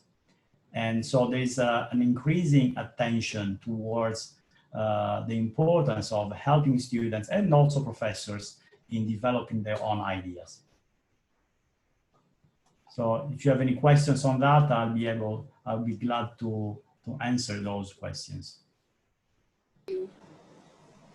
Thank you, Professor Spano. I would like to tell the audience that they can ask questions. I think Professor Carr has a question. Yes, sir. It's not a question actually. I wanted to take it off from where Kejo has initially started with this very relevant and pertinent question of strategic thinkers, which has, nobody is talking about it right now. But having said that, there is a misnomer also attached to this strategic thinkers. Thinkers, always taken in the perspective where they may not be good executors. But having said that also, if you see the current business scenario also, and people who have come up with good ideas, they not only very, very hugely, they implemented those ideas. So that's a very relevant point Kejo has raised. So strategic thinkers are very, very relevant and very, very important, because in most of the cases, even in the initial remarks when Mr. Rajiv Saxena, when he had shown the slide also, most of the startups from India, the big ones, they have come up with their thinkers, basically strategic thinkers. They came up with very good ideas. So those ideas they implemented and they are running very, very successfully. Now they have become very big companies. So that's why, Kejo, very pertinent point you have raised. So any other further thing you want to carry on with that? You may add to what I observed. Yeah. Well, difficult issue, but I just want to point out that what is the role of a teacher at university?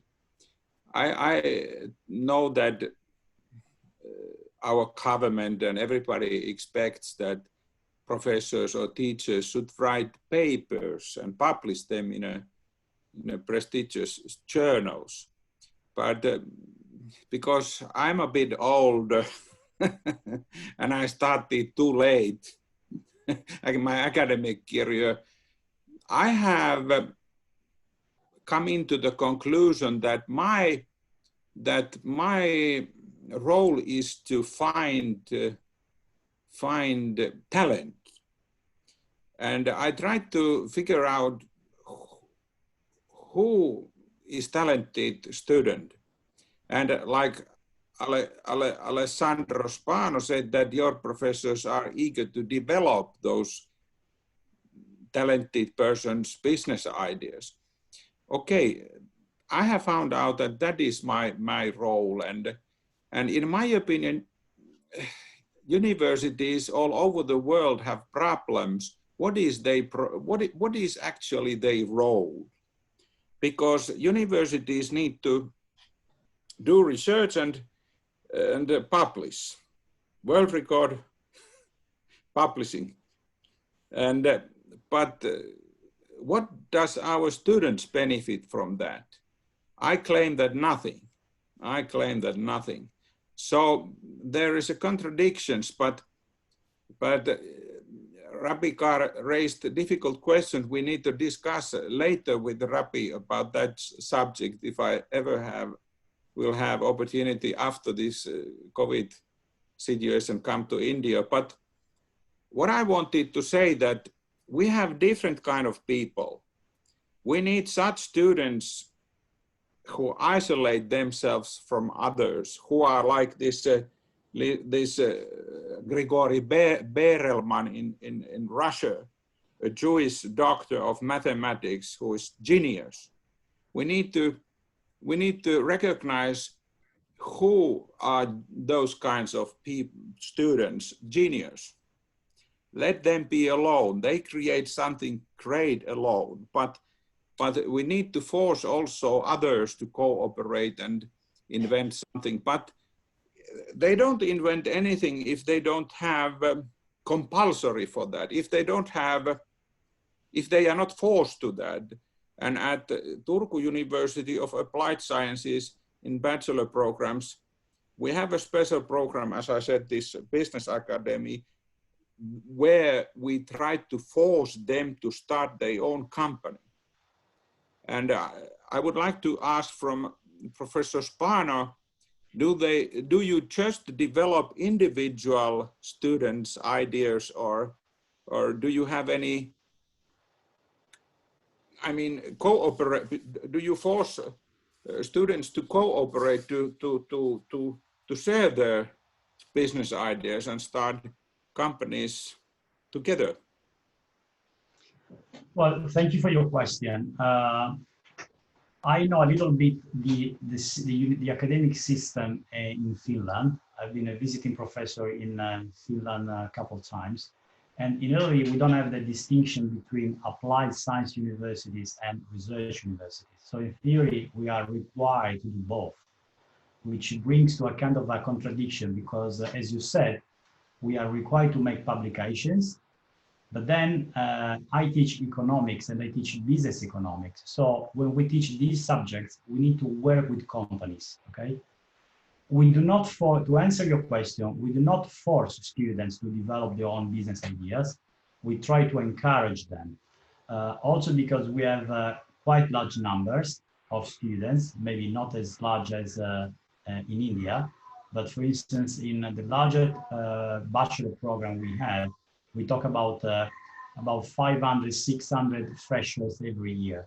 So forcing all of them to do that would be really difficult. What we try to do is to offer them the possibility to develop their own companies. The initiative that I mentioned before is aimed specifically for that.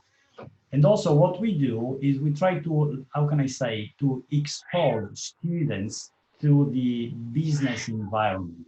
For instance, all our students are obliged to have an internship in a company, which is not the same as developing a company, of course, I understand that. but it is important for them to, how can I say, to breathe what companies do in real life. So to conclude my answer, we do not force students. We try to help them develop their own companies, and we try to make them stay in touch with real businesses. So one proposal that I would like to share with you is that we'd be very interested in helping our students doing an internship or a kind of a collaboration with companies in your countries. And as far as possible, we'd like to do the same with your students.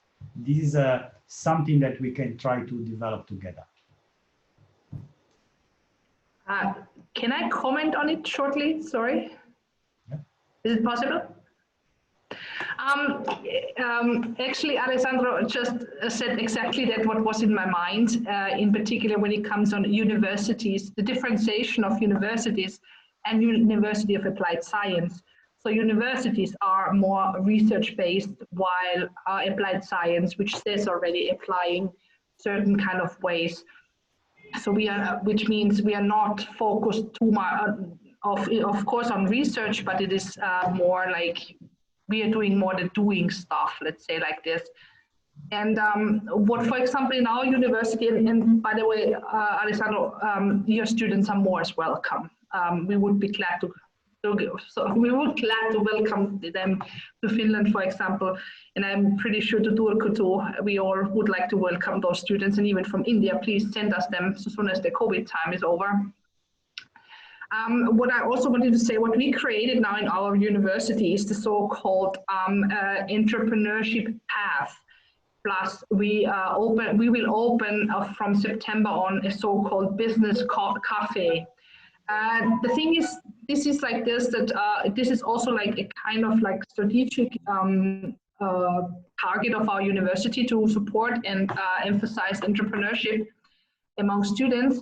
So there's also like from the ministry some kind of regulations what we need to do. What the entrepreneurship path is like this, that we have in our curriculum for bachelor degree students, but also for master degree students in Finnish and in English, some entrepreneurial courses.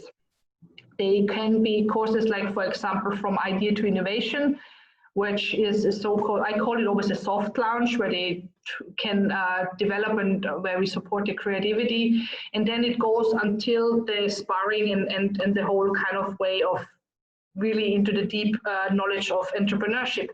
But what is the part, the unique thing on this is that the education departments plus the RDI departments are working very closely together. And we will say very strongly that, for example, the RDI departments, because they are not educators, so we are feeding basically the students with the implementation kind of thing, like, for example, with entrepreneur workshops, with learning by doing workshops with hackathons and those kind of things, and boot camps, and you can name it however you want, those kind of like workshop style. So students will learn in the education everything when it comes into theoretically part of entrepreneurship and the possibilities.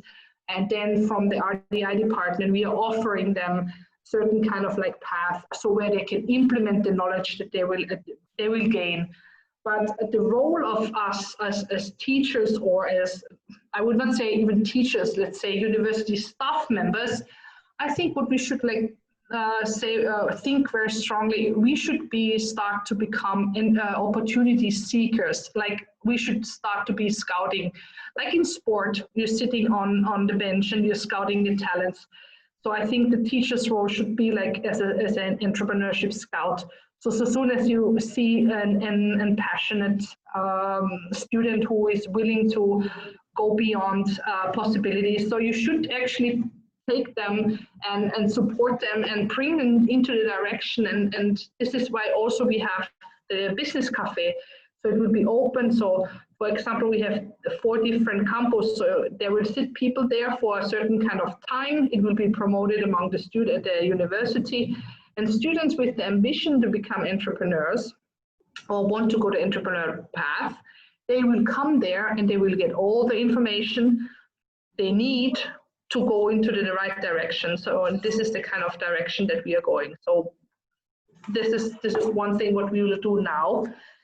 Into the COVID time, we also will make it like online so that students even can ask us there. So it's like kind of an info thing. But my strongly thing would be that we as staff members of a university should become entrepreneurial scouts and should seek for those kind of students. That is what I would really love that we're doing, not like being the authority on a step higher as the students. We should like maybe step down and be face to face and talking with the students and kind of like listen to them more and being the scouts and giving them an opportunity. So that's my, I hope that could be possible in the future. Thank you. Thank you, Sabine. But I must add to this that in India we have had a very robust traditional entrepreneur ecosystem. You know, we have generations after generations of people who are involved in kind of family entrepreneurial ventures. But then when it comes to institutional collaborations or institutional linkages, that entire concept is still in its nascent stage. So we are developing that. The institutions are actually waking up to the need, and the government is also realizing the need to connect institutions with with such ventures and with such clusters that exist in India in the hinterlands. So there are great traditional structures of entrepreneurial ventures that exist, but they are disconnected with modern technology, and the institutional linkages are still being formed. So India in a big way is waking up to the need to form these linkages for optimum benefit to all the parties involved or all the stakeholders involved. So it's a huge opportunity for us to learn. I really appreciate what Professor Kejo and Professor Spano and Sabine, you have talked about, how the institutions in your countries are encouraging young people to take up entrepreneurship as a very promising career option, and as a very promising career option. So thank you for your inputs. They are very valuable. I'm sure our participants have gained much. Now I would like to request Dr. Ashu to formally give the vote of thanks, and then so that we can begin with the next session. If our principal sir wants to add something, I would request him to do so right away. Otherwise, Ashu can proceed. I will extend a very warm welcome to Alexandra Spano also for joining us. And it's a very, very lively discussion, and all the panelists, they had given their inputs, and the way we have started these initiatives, and more and more, and this pandemic has given these opportunities for a lot of universities all over the world. Even they are providing this free online courses. So which the students and the budding entrepreneurs, they can also, I think, take benefit. And people are reaching out through this online mode. So I'm thinking, though everybody is talking about be more vocal about the local things, but people are reaching to each other, and I think this through virtually people are being connected more nowadays. So that way the global the global village concept has also again being revisited, in the sense that all of us are being being connected, and we want to learn from each other so that we can co-create, and we can co-share a lot of knowledge which is ultimately going to benefit the society. And the way also this pandemic has also brought us closer, the way the vaccine is being developed, and every day we are that is has possible only because of this co-sharing of knowledge, and the way countries are putting things together to fast track the things, like as far as this voluntary testing of vaccine is concerned, the way they started this development of its from conception to development to testing. So all those things has given us a lot of learning experience in a very short span of time. I think we need to build about this and carry forward the metal, so that the youngsters, they can learn and they can come out with some solutions for implementation. Thank you once again. It's a pleasure to have you all here. Thank you. Thank you, Dr. Kushal. Thank you, sir. Greetings to one and all. I extend my warm welcome to all of you once again. And on behalf of SLC, we are grateful to all our distinguished speakers for enlightening us and giving their valuable insights, which not only encourage our participants, but will also help them to streamline their ideas for future endeavors. It's really wonderful to have you all. Thank you, Professor Kaul, Professor Kaijo, Professor Erie, Professor Sabine, Mr. Rajiv Saxena, and my special thanks to Professor Alessandro Spano for his quick presence and for joining us today also. And sir, it's wonderful really to have you and sharing your views with us. Thank you so much. And once again, I want to thank you all for your time and efforts you all took to share your thoughts and experiences with us. Thank you so much. Thank you so much. Now, we are about to start our second session. The topic for this session is entrepreneurship and self-reliance, local for global. I extend my warm welcome to all our speakers for this session. We are delighted to have among us Dr. Vidur Mahajan, Associate Director, Head R&D Caring, Mahajan Imaging, Ms. Rashmi Chadha, Entrepreneur, Founder, Wayvoyage, Mr. Jatin Berry, Founder, JB Capital. Now, before we proceed with our session, I would like to give a brief introduction of all our speakers. Dr. Vidur Mahajan, I hope he's there. I'm not able to see him. He has joined, I hope, Dr. Kusha. Yeah. He has joined, and he's kind of, we are making him the panelist. So please continue. Okay, okay, thank you so much. Dr. Vidur Mahajan, MBBS, MBA, Head of Research and Development, Caring. Dr. Vidur Mahajan runs Caring, the Center for Advanced Research on Imaging, Neuroscience, and Genomics, which works with more than 25 research groups across the world and aims to bring cutting-edge products in the artificial intelligence space into clinical practice. Caring has published several papers on AI, including the first paper on AI in the Lancet, and has more than 90 accepted academic papers in the field across the world. He is building a global platform for the development, testing, and deployment of advanced analytics solutions in clinical practice. He has done an MBA with dual majors in finance and healthcare. We welcome you, sir. It's our pleasure to have you. Thank you for having me, and I am not sir by any means. Please call me Vidur. Yeah. And now our next speaker is Rashmi Chadha, founder and CEO of Wayvoyage. Rashmi built the foundation of Wayvoyage, a woman-centric travel startup. Her vision is to build an accessible and safe platform for women wanderlust across the world. With her entrepreneurial prowess, along with business acumen and with business acumen, she carved the niche for Wayvoyage in the travel and tour industry.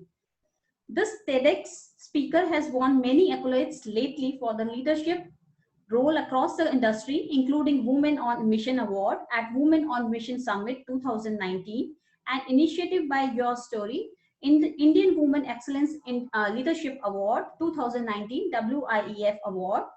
Prior to Wayvoyage, she had her stint with ITC category, champion and worked with NGOs, many NGOs. With the sports and communication background, she aims to promote women in tourism, Incredible India, women empowerment, and women employability. I welcome you, Ms. Rashmi. Now, our next speaker is Mr. Jatin Berry, is the founder and managing partner of JB Capital, a boutique advisory and alternative investment firm, which he founded in January 2018. Jatin has over 2 decades of experience across venture capital and private equity and investment banking in London, Hong Kong, and India. I'm not able to see him, but I welcome Jatin Berry. Please, if you are there, you can switch on your video. I welcome you once again. He has joined us. I think he's there. He's not on the Video screen is now. off. Yes. Yeah, we welcome you all once again. Now I would like to invite Dr. Vidur for sharing his thoughts with our participants. Over to you, sir. Thank you so much. Thank you so much, Ashu. Myself, Dr. Ashu Gupta. Yes, thank you so much, ma'am. And Dr. Kar, thank you for having me here. It's always a pleasure to interact with students. Although myself, I don't think I attended too many classes, but at least digitally attendance taking is a more interesting process, I'm sure. The title is around self-reliance and entrepreneurship in India, and the angle frankly, I have not prepared anything, but just some thoughts. The angle that I would like to share is while Atmanirbharta essentially means serving ourselves. I strongly believe that India has in it to serve the world, right? And just few examples from my background and my world of medical imaging and diagnostics and artificial intelligence, genomics, etc. So my background is I am a physician. So I went to medical school in Bombay, place called Sion Hospital. And then I switched over to the management side of things. And that's when I saw our family business, which is a chain of imaging centers. I saw it kind of grow from, what was literally a mom and pop shop, because it was run by my mom and dad. So literally a mom and pop shop to a semi-professional organization, with HR processes, standard operating procedures, operations leaders, and all of those things. So I saw a change in our organization, and this was 2010 to 2014. I saw a change in our organization where we aspired to go out of our comfort zone and tried to build a business out of a clinic, right? Which is very very important for all the youngsters on the call, because there is always this urge to start something, but then to go from 1 to 2 and then 2 to 4, although now it is there's a lot of people trying to do this, the whole startup world, the whole VC ecosystem where Jatinji also comes from, and all is they instill that confidence. But in terms of our journey, we were a family run business trying to professionalize, and we kind of developed our own self-sustenance like that. Then I went to the US for 2 years. I had the privilege of going to the Wharton School, where I met the brightest and best people in the world. And I realized one fundamental truth that everyone on this call should understand, कि eventually हर कोई इंसान होता है, right? It doesn't matter if the person sitting next to you has done $1 billion deal, or if they've done a $10 deal, or if they've done no deal at all. You have to rely on your own skills in the moment. And that was the key thing that I learned during my MBA. And as a doctor doing an MBA, everything was absolutely new for me. So that was the one thing I realized. And again, it comes back to this theme of self-reliance, but more at an individual level, right? So we move from the population-based self-reliance to the company-based self-reliance to now the individual self-reliance, where you have to have confidence in yourself to be able to say that no matter what the challenge, I will fulfill it, right? And then after 2 years in the US, I came back and started an R&D wing at our company. The R&D wing is called CARING. It's an acronym for Center for Advanced Research in Imaging, Neurosciences, and Genomics. And we started building tools to help accelerate research in the field of artificial intelligence. right? So everybody around the planet is now talking about AI, especially in medicine, which is my domain. Everybody is talking about it. Nobody is using it, right? If you read any industry reports, if you go to any conferences, anything at all, there will always be sessions on AI, and people will be giving all sorts of gyan. But at the end, if you go to a hospital across the street and you ask them, okay, how much AI are you guys using? The answer will typically be zero. So we at Caring are trying to answer that question. And we are building technology solutions to help take AI from researchers to doctors. And as we are trying to do that, we realize the power of India. We have the world's best doctors, whether we like them or not, they are the world's best. We have the world's highest number of patients across all clinical manifestations. So across all types of patients, we have them all. We have diseases of the West. We have cardiac disease, obesity, which are typically diseases of the West. And at the same time, we have malnutrition, we have HIV, we have tuberculosis, which are very much, diseases of the underdeveloped world. So because of these 2-3 facts, the number one, world's best doctors, number two, maximum number of patients, and number three, diversity of patients, we are able to build tools in India that are being used across the world. And these are very, very deep science tools. Like we are, for example, we are working with the world's top universities, helping them figure out if what research they are doing is actually relevant or not. And there's a small group of people in India doing that. So I'll conclude, my opening remarks by just saying that, you have to have faith in your country. You have to have faith in your organization. You have to have faith in yourself. And once you develop this faith / confidence / self-reliance, you can give it whatever name you want. Once you have that, the world is your oyster, and you can do whatever you want. So with that, I'll stop, because otherwise I can just keep talking.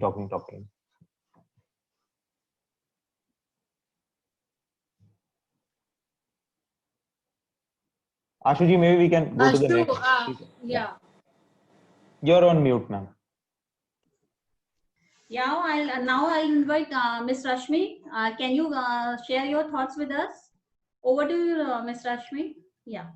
Yeah. Hi. Hi. Thank you, everyone, and for inviting me. So here I already given my introduction, but I want to share a few things. I'm not very good with the presentations, but when it comes to my thought, I would love to share and inspire kids who are watching us. And for this, my talk is for those people who really wants to start something up, and that was my journey. Starting Woo Voyage. So as in my introduction already shared, was a sports player, played 16 nationals, did my graduation in mass communication and journalism, and I explored in different areas. I did too many things, to land up to Voyage, and I find out, there was a problem. I want to give a solution to that. And here I just want to, start with what entrepreneurship is. So if we call like entrepreneur who is an individual, and entrepreneurship is a process.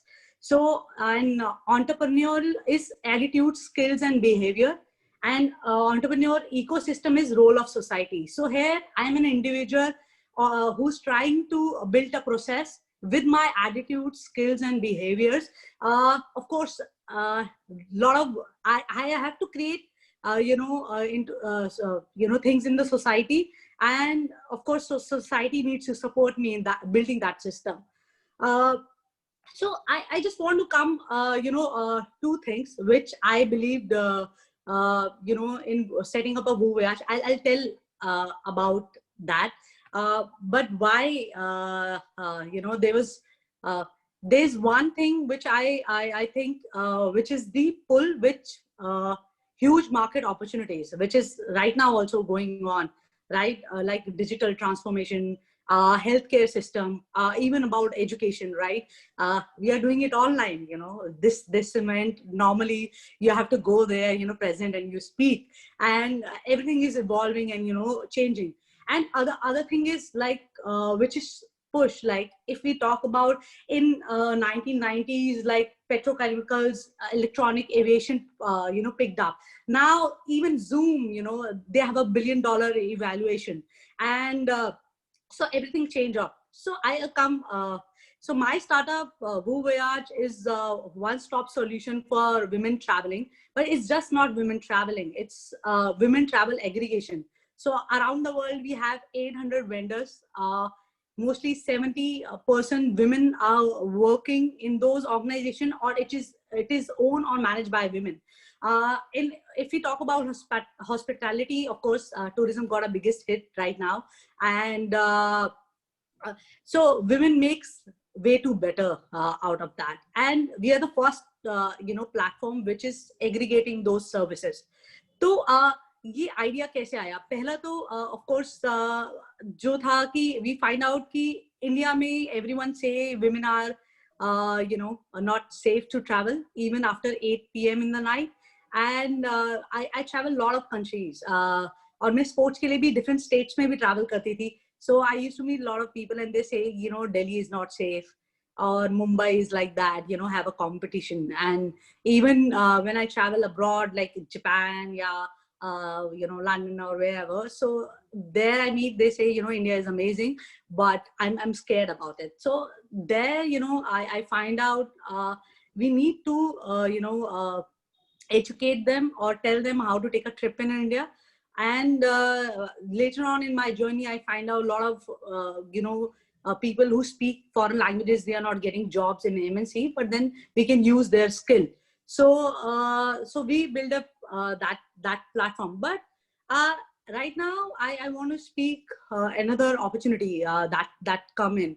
Of course, tourism got a biggest hit in COVID, and we don't have any operations right now. Even I'll just tell the truth, for 3 months, we survived with my staff, but then now we have to lay off like half of them. But we did digital transformation. We were doing already a lot of things, and that's where evolving with the time. So here the point come in कि अगर आपके पास idea है, so go ahead, believe in yourself, do a research. Or अगर आपकी research is going really well, try it out. Digital is taking over everywhere. You don't have to invest that much. अगर I remember like 5-6 years or 8 years back, you have to invest in an office, right? Or app सिर्फ Facebook या Instagram से you can't sell, doing a business, which is very, very difficult. But now it become easier. Or you can test your ideas, right? With you can use Google के आप form research कर सकते हो. Even आप even for the small post, I do a lot of that using Instagram. And I mentor to a lot of companies. Like there are smaller companies who are selling skincare or hair product, but those women, they never had a platform, or they don't know about digital technology. Of course, you guys know about that, right? Young kids, everything. And for us, adopting technology, so I passed in 2004, like my high school. That time there was only Foxpro and C++. So I did in my 11th Foxpro. So that was like, now Foxpro is not at all there, but now there are a lot of opportunities. You can learn online, even coding. Even young kids, like 10-year-old kids, parents are pushing them to learn coding. You can make your own website, which is quite easy. You can use Shopify, Wix.com, make it way too lesser. Buying a domain which will cost like 400 rupees, and making whole website, if you're creative. If you're not, so get your mentors. Find your mentors, actually. So which makes way too easier. And a lot of times, a lot of things happen. You think you have an idea, but you don't have funds. So that's why I am talking about this thing. You don't need big funds. except, you know, you're making a car or electric or something like that innovation. For that also government is doing a lot of funding and supporting startups. So you can go for that.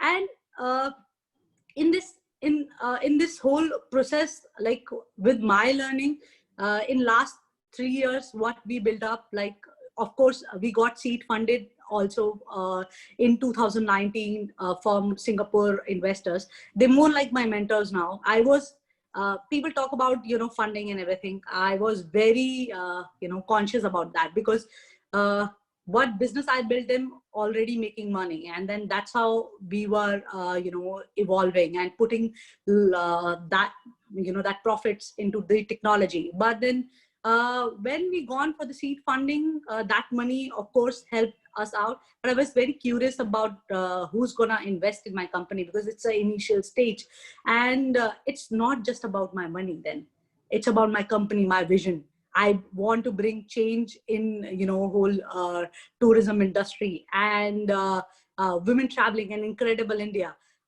So my investors is more like my mentors. You know, they help me out. They taught me like about technology, which I didn't know that, right? A lot of things. So I advise, if you guys not just thinking about only money, you have a vision that takes you way far. Because I have seen a lot of young kids, they want to raise money, and then building that idea all about money. So but then if we are talking about that system, so there are examples like what kind of a startup you want to build in, right? I have already talk about pull and push, right? So you want to do innovation like Facebook, right? Which drastically people never thought about that thing, and Amazon, even Apple, right? What I am using right now, so it's a very good quality, good camera.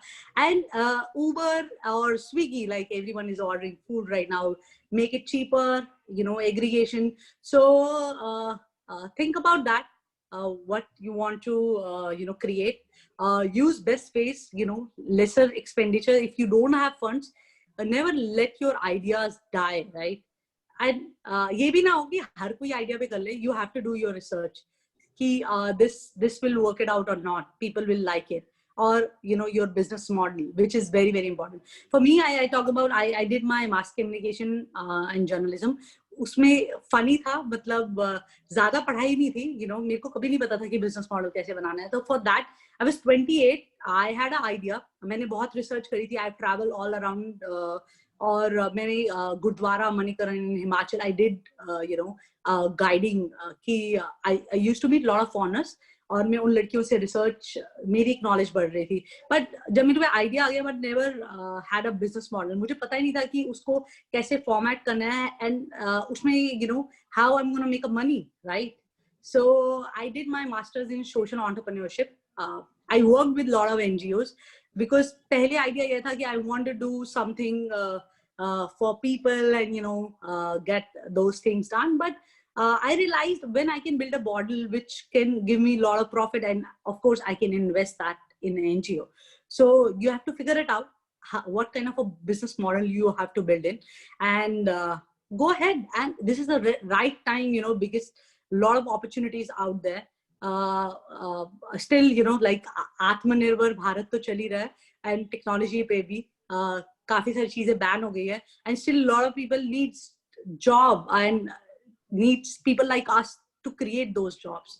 So आप कैसे evolve करेंगे, which is very, very important. And that's how waves of innovation are going on. So you should be part of that.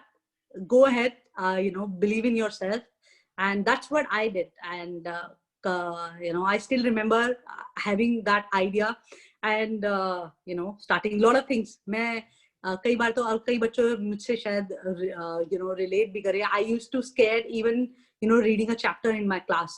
But जब मैंने TEDx talk भी दी थी ना, तो मैंने कुछ prepare नहीं करा था. Right now also I'm just like this, just come on, because मेरा vision बहुत clear है मेरी company के बारे में. मेरे देश के बारे में या मेरे प्लेटफॉर्म के बारे में भी, तो मैं उसकी पूरी रिसर्च करती हूँ. And I keep learning. I think learning never stops. अगर आपको लगता है कि आपको एक स्किल आती है, like me, if I have thought कि मुझे सिर्फ टूरिज्म में आता है, तो मैं अभी कोविड में बिल्कुल सर्वाइव नहीं कर पाती. But we did lot of digital transformation.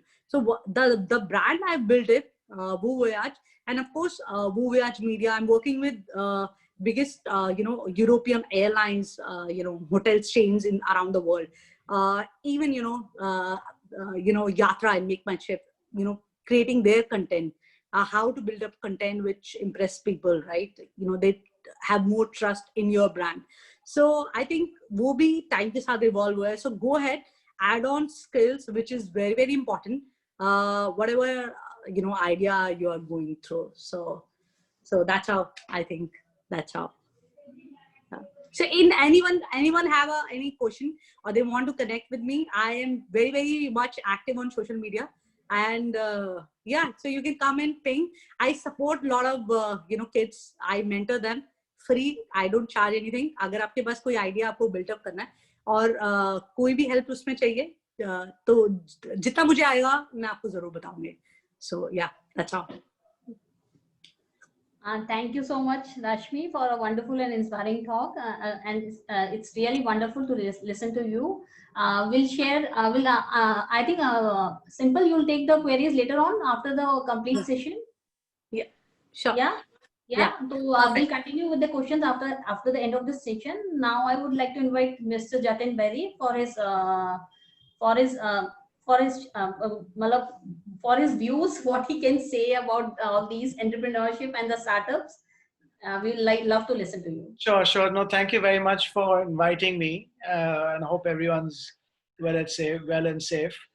So let me just kind of give you a sense of my journey, and then I'll talk to you about my exposure to the startup and the funding ecosystem, and I'm happy to, once you have questions, happy to take those at the end of it. So I essentially run my own advisory firm, which is into mergers and acquisition and financing. And I also have a fund that looks at secondary transactions where I buy out existing investors from early stage companies that have raised a decent amount of money. And prior to this, I used to run the venture arm at InfoEdge, which was Naukri.com. So I sat on the board of Policy Bazaar, Zomato, and spent over 3 years looking at corporate development, investments, and M&A, which is mergers and acquisitions. And that was my work directly with some of the Sanjeev Bikhchandani, and he was my boss, and it was a great learning because that exposed me to the venture ecosystem and investing in startups. Prior to that, I spent over 15 years as an investment banker. I started my career with JP Morgan in London and Hong Kong, and then I came back to I finally ran tech, media, telecom at Kotak Investment Banking. And then between my investment banking career, I wanted to pause, and I essentially looked at 3 different industries, saying that, listen, as an investment banker, advising companies on mergers and acquisitions or financing, what else can I do? So I took on a very interesting project, which was essentially advising one of the world's largest alternative asset managers, KKR, on setting up a greenfield university. And we went down the path of putting that together, raised some financing for that. It got stuck in the regulatory environment in one of the states.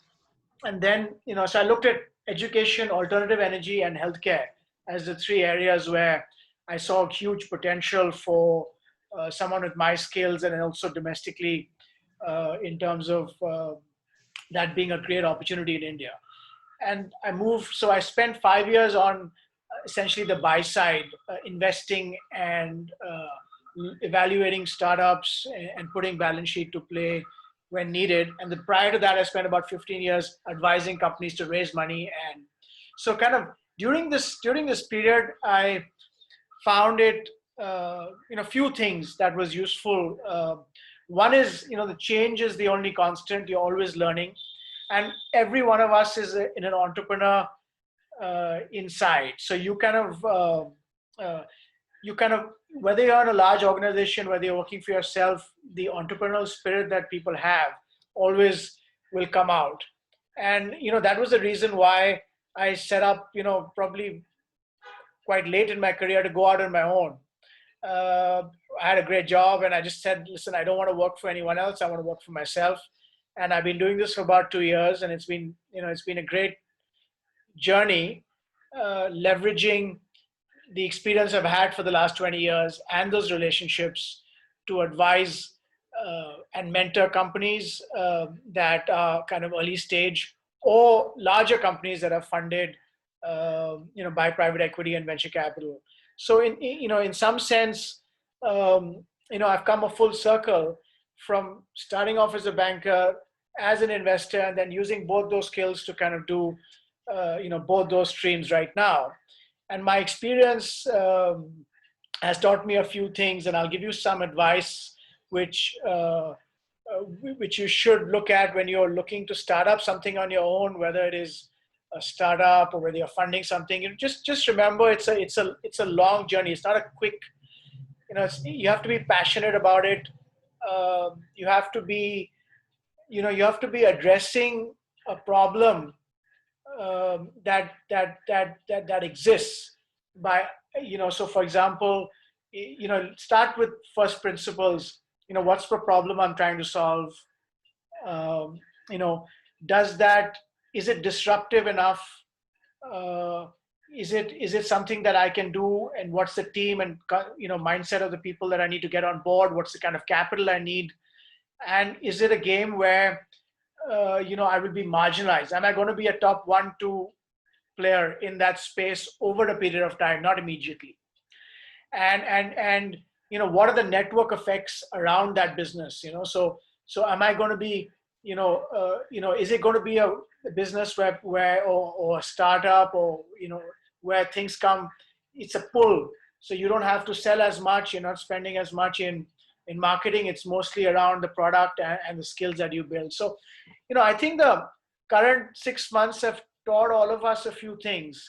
One is that if you can frankly leverage technology to a far greater extent, even in your existing businesses, no matter how advanced you are in technology, than you could ever do.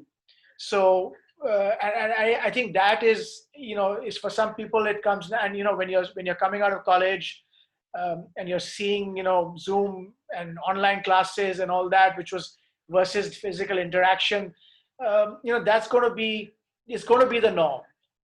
The only difference is that you will supplement it with things that you were doing earlier.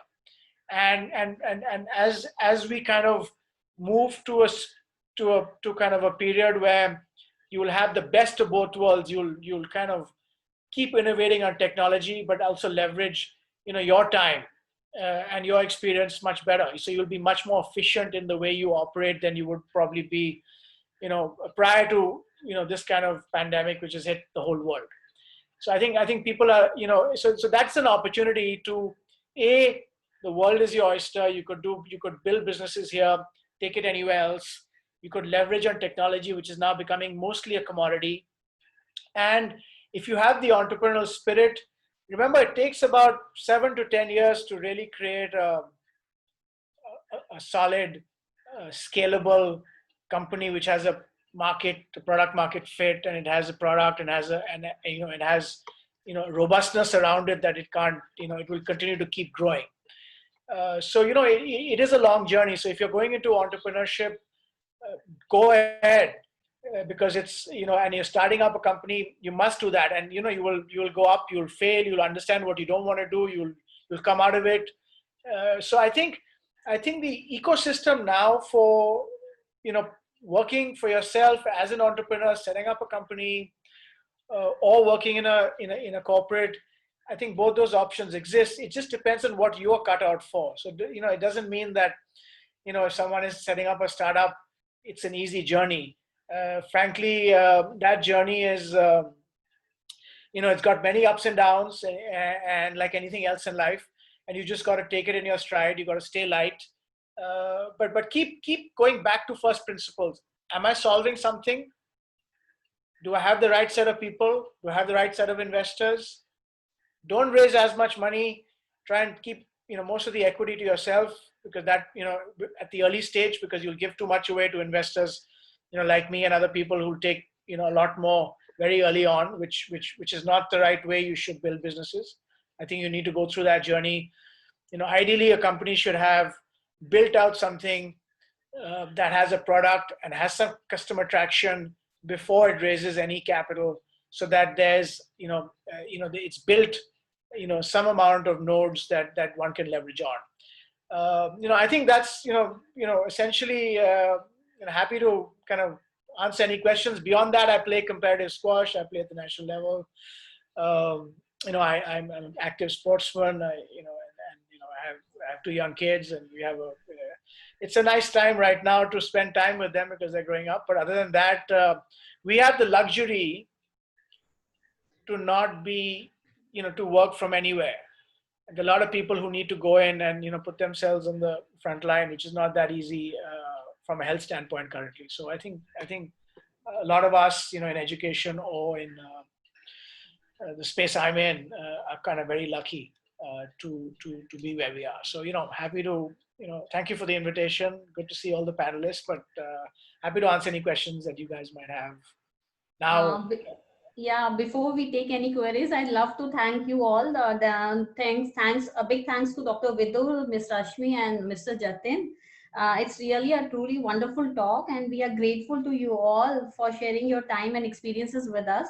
I believe that our participants, especially our students, they have many things to learn from you all, and your comments were especially helpful to those planning to go in startups. I believe many of us were at a standstill sometimes, and their progress, and I think you're sometimes on a standstill. Your inspiring talk seems to provide much needed motivation we need, our students need, our stakeholders need. And thank you so much for your inspiring talk. And now I'll invite Dr. Simple for any queries if our participants have. Thank you, Ashu ma'am. Yeah. Thank you to all the panelists. It was wonderful having interaction with you. My first question is directed to Mr. Jatin Berry. Hello, sir. Hi, how are you? Hi, nice to have you here, sir. One of our students wants to ask, given the COVID scenario, do you feel the funding opportunities and the number of investors have gone down for the budding startups? No, not at all. In fact, if you look at it, we've had, there's so much of dry powder, which is basically uninvested money sitting with both venture capital and private equity funds. It's probably the largest amount of uninvested capital that we've seen in the last 2 decades. What that means is that people have made a lot of money over the last 10 years, and limited partners, people who invest in these funds, have deployed more capital back into this ecosystem. Because if you look at it, the startup ecosystem is really the only place anywhere in the world where you can have someone taking a very, I would say, a binary to some extent risk to disrupt something that already exists, or to create a new business way of doing things. So I think the funding has never been better. I think the difference is that now versus maybe 5 years ago, the bar for, there's a very high quality of people coming out from, universities or setting up companies that have either, have really thought through in not 1 step, but 5 steps ahead about what they're looking to create. And therefore the bar of someone starting up and raising capital is, is higher than it was earlier. So the kind of business models that are coming out are also, much more evolved than you would have seen earlier. Secondly, I think the investor community is not only comprised of these funds, right? There's seed pools of capital, which are individuals like you and me who want to kind of take, let's say they're 100 rupees or 100 million or whatever it might be that they're investing, and want to allocate some of that money to the startup ecosystem. So if you just assume as a rule of thumb, maybe in your own personal allocation, you put in 10% into something that you believe can give you a return of 10, 20x, but it could also go to zero, right? So you allocate, so therefore angel investing is also a seed investing is an area where people either invest through community groups like the Indian Angel Network, Mumbai Angels, and other Chennai Angels and other kind of groups where it's really crowdfunding, right? So someone comes and says, okay, I need to raise 3 crores, and maybe you find someone, a lead individual investor who puts in 30 lakhs out of that, and then the rest gets accumulated by other people in kind of small tickets that lead to if you remember what Rashmi mentioned, she raised some money, seed money from mentors who are based outside of India. So there's a lot of the ecosystem of innovation, the ecosystem of capital is actually, there's a lot of capital. The question is what is the what's your business model, and why you, and why your business model, not the capital. I don't think capital. The only thing is that under COVID, most people, I think it's improved now because depending on where you are based, most people don't like writing a check without meeting someone.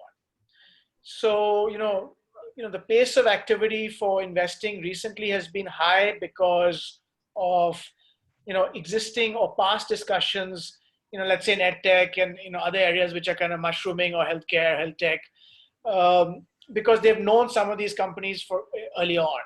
But if you talk to, the structured institutional investor ecosystem, they still need to, meet. I think in the angel ecosystem, which is seed funding, it's okay to write a check and wire it across and just do the documentation online. And so it depends on where you are, right? So if you're coming out of college and you're setting up something, then you're probably targeting the seed ecosystem, which is pre-institutional, and you can raise the capital. But don't raise as much, don't raise too much capital, don't give too much equity away.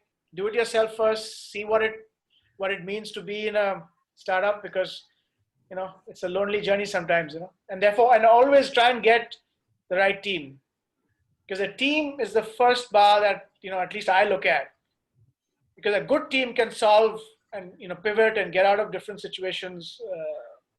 But if the team is, slightly broken, then you need to bring it together, because, it's not a single man operation. It's a team effort. Thank you, sir. Thanks a lot. So a good team with a superb idea, there is no shortage of funding. It's always there. There's always money. There's always money. You just have to know how to get it. Yeah. Thank you so much. I would like here to... I want to make a point. Yes. May I? Yeah. Yes, sir. Actually, I'm getting bored actually by hearing this question again and again. The funding. This is not at all about funding. Come out with good ideas. So that is what we are looking at. Come out with good ideas. What they have learned in the first session, the beginning session, right now, all the time. At the end, everyone is asking about the funding opportunities in the same way or the other way they have been asking. But why? My question is why? As Jatin also right now, he was referring to beginning to the end also, all the speakers. So you have to have something in you, so that you have to showcase to the world. Then the world will be after you. So don't worry about this funding. So capital will ultimately follow you. You have to have with something in you, whether it's a business model, your ideas, what you want to showcase to the world. So that is what we require. We're looking at that. Yeah, Kejo is wanting to say something. Yeah. Well, I want to tell you two stories, true stories. Once I participated a conference in the USA. I went to Boston, but with my wife, we did so-called East Coast tour. It was a coach tour, bus tour. It took 10 days. And then I met there some persons from India, a woman. And in the Niagara Falls, there was a young woman who started to cry for some reason or another. And then I asked, has something bad happened to you? And her answer was quite strange, because I come from Finland, which is a completely different country than, for example, India, where I have never been before. So she said that she cries because she have to go back to India in a big city. I can't remember, was it Delhi or Mumbai or whatever it was, because it is so polluted. There is air pollution so much. And that was the reason why she started to cry. So you have big problem with your air. So who solves that problem? I heard that Jatin said that you need to have a problem to solve. That is one problem. Then another story which relates very well with Vindur Mahajan's talk, and I liked a lot your talk.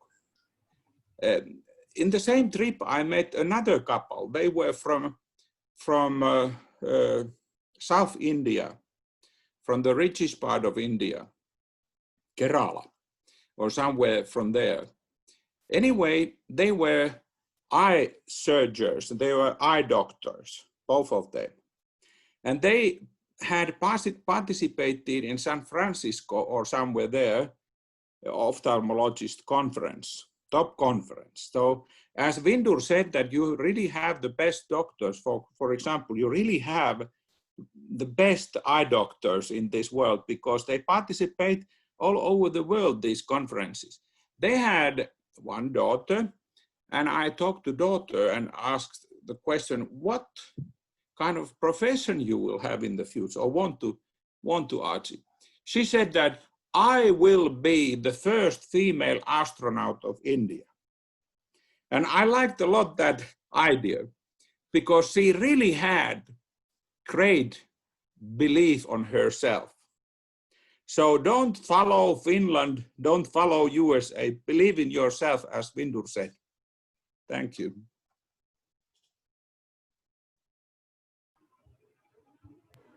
Bidur, you want to add something? No, I just, it's very heartening, Dr. Varis, that you found that interesting. I think, as all of the students go out, the first thing, and Jatin put it brilliantly, like, when you are raising money, it is not free money, right? You are literally taking a piece of your heart and your soul, cutting it into small, small pieces, and then giving to people who will essentially sell it further, right? So you need to be very guarded about it. And I agree with Dr. Kar also completely that you need to reach a situation where, funding follows you as opposed to you following the funding. And Jatin, I'm not sure if you agree on this point, but there is this trend apparently that in Silicon Valley and in San Francisco, the entrepreneurs and investors are kind of at the same level in terms of hierarchy or whatever, whereas in India some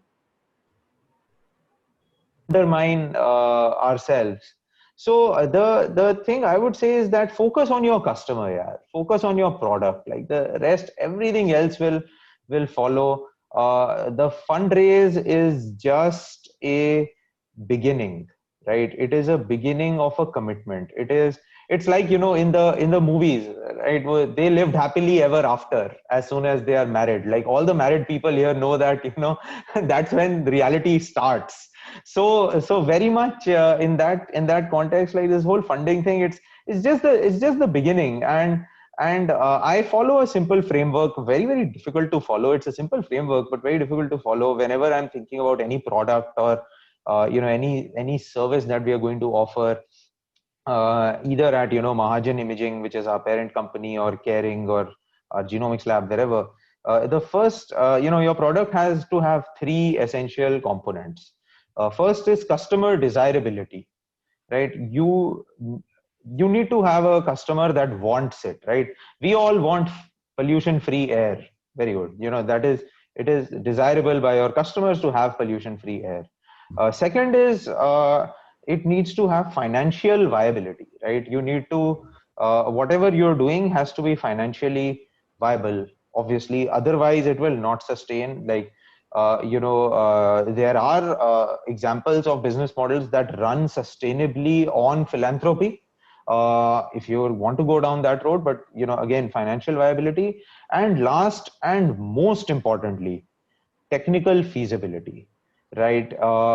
Whatever you are saying has to be possible within the realms of reality, right? I'm wearing the T-shirt of our genomics lab. It's called Caring DX. We are doing testing for COVID-19, and we get requests like, Doc Saab, it came in the news that you can now diagnose COVID-19 in 5 minutes. Why can't you do it? I'm like, that is, it is not within the domains of physics and chemistry that we operate in. It is just not possible. So many of you will not start your own companies. You will work at investment banks. You will work at private equity funds. You will work at consulting firms. You will be journalists. You'll write about this stuff. So you need to keep in mind the technical feasibility of whatever it is that you are being associated with. So if you follow these three simple things, customer desirability, customer desirability, does anyone want it? Technical feasibility, is it even possible? And financial viability, will someone somewhere make money off of it? So yeah, that would be my piece of advice. Thank you, Dr. Vidur. Thanks a lot. My next question is addressed to Ms. Rashmi. Ms. Rashmi? Hi, yes. Yeah. Rashmi, what is that one thing that a budding entrepreneur should avoid at any cost to have a smooth start to their venture? Wow. Yeah. So for me, I'll share my example. I did, I had some small amount of my, savings, and that time I thought, I should rent it out one office in which we did in Paharganj, and spend less on technology. So I think you have to figure it out where your business model will work really well. And now, of course, it's the technology. So use that wisely, and spending money, with your savings or with investor, whatever, make it, that spending to be lesser and getting output, more into 2x, 4x, or 5x. And that's my learning. I use lesser money and bring out more output out of that. Even, for example, a lot of companies in travel, especially, you spend a lot in PR, even in marketing. So I have cut down those budgets, to save and put more in operations, or, hiring good people, spending that money on them. So yeah, so that's my learning I'll share. So Thank you, Rashmi. Thanks a lot. Yeah. I would like to address the same question to other esteemed panelists also, Dr. Vidur and Jatin Berry, sir. Students really want to know that we have heard a lot about what a young entrepreneur should do, but what is that one thing you advise that they should avoid doing, is so that they can have a smooth start to their venture? I think firstly you got to enjoy the journey and have fun, right? So you'll make mistakes. You'll go through the usual journey of anyone's life, where you learn from your mistakes, and hopefully you learn fast. Try and take as much advice from people that know more than you. Be flexible enough to change a position, even if it's very dogmatic, because if you don't have that flexibility, then it makes it difficult for people to for you to carry people.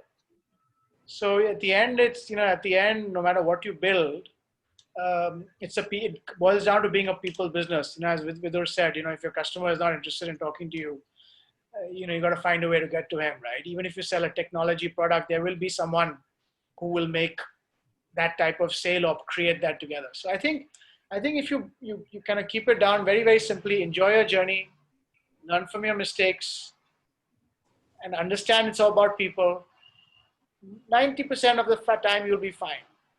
And you'll fail. It's okay to fail. I mean, why? There's nothing. Everyone has failed. It's not a negative word. For one success that you get, you would have failed 15, 20, 30, 50 times. So don't, people only look at the success. Yeah, great. Look at, Jeff Bezos and, look at Bill Gates. But, there's enough of that journey. If you read the right books, must read. So just imbibe from people who know more, who experience more. And then, I'm learning every day. So I mentor companies, they teach me, and if you can keep an open mind, then you've got a better chance to succeed in life. Your work work is fine. Work will come, work will go. Just enjoy it. Thank you so much. I completely second that, everyone. Like, the one trap everyone with authority, right, especially when you're relatively young, can fall into, because when, as an entrepreneur, as anybody who's starting your own thing, I was lucky, I was in a family business, but then working with your parents is also a very interesting thing. The biggest trap you can fall into is you believing that you know what is best. The single piece of advice or whatever that till date I try to, like, every day in the morning I wake up and I think, who are the 2 or 3 people today that I will speak to who know infinitely more about something than what I do. And I think that helps tremendously, and it helps in both ways, right? Number one, you get advice around so many things, but you need to be very, very, you need to value the other person's time. You need to ask them, the right questions, because it's a two-way street, right? You're getting advice, and at the second time, they are, it's also a kick to give advice, right? This conversation I'm having right now, it is a, there's some serotonin, dopamine, something in my brain that's saying, maza aa raha hai, right? So people like that, but it's a very easy trap to fall into, that I know what is best for my company. And because another thing I learned during MBA is that no matter what problem you are facing, except maybe COVID-19, but no matter what problem you are facing or what question is in your mind, someone somewhere has written a book on it. Right. So, and don't hesitate to reach out to people. I tell this to my team every day. In this domain of AI, etc., there are some, superhero god type people. I just tell my team and I help them out. I say, just write to them. Yeah. What's the worst that will happen? Someone will not reply. You send another mail after a week. But if you, today, thanks to the whole digital world, people are not doing much. Like most of the day, most people I know, no matter how big or small they are just pressing F5 on their email inbox. So don't hesitate to reach out to people, no matter who they are, right? And the second is be humble enough to take their advice, imbibe it, and then act on it. And once you've done that, you have a whole ecosystem of people who are hoping you do well. And once you have enough people hoping you do well, you will 100% do well. So at least that's what I hope. So yeah. Thanks a lot. Over to you, Ashu ma'am. Now I would like to invite Dr. Kusha for final vote of thanks. Dr. Kusha, over to you. Thank you, Ashu, and thank you all the panelists for such an interesting session, which I'm sure must have answered a lot of queries and doubts that students have these days, specifically students who are in the final year or who are just, passing out of college, because I must tell you from my practical experience with these students, they are really worried about what is going to happen to them now that this pandemic has, according to them, has destroyed a lot of opportunities and chances for them. So I'm definitely sure that they have got a lot of optimistic and positive insights into opportunities that are available, opportunities that are never scarce. Thank you so much. It's an honor to offer the official vote of thanks to the first day of this LIS summit. I must thank our external IQAC members, Professor V.K. Paul and Mr. Rajiv Saxena. I don't know if they are still with us, but I must thank them because they've always been there with us. They've always supported all our ventures, all our academic ventures. They've guided us. They have enthralled us with their experience and expertise. So I must thank both our external IQAC members. I also want to thank the panelists of the first session, Co-Create and Co-Share Knowledge, Novel Business Development Opportunities. All our collaborators from Spain, Italy, Finland who joined us for this, as well as UK, though Jamie was not able to join today, but he has been a very valuable collaborator with us. Thank you all the panelists in the first session. Professor Kejo for sharing your practical knowledge with young students who are entering into, who are starting their startups and entering into entrepreneurship, as well as Erie, because I must appreciate XAMK because they have a very huge underground design lab, which actually has all kinds of skill trainings ranging from carpentry to jewelry designing. So it's a great lab, and Erie has a first-hand experience of interacting with students who enthusiastically participate in everything that goes on in that lab.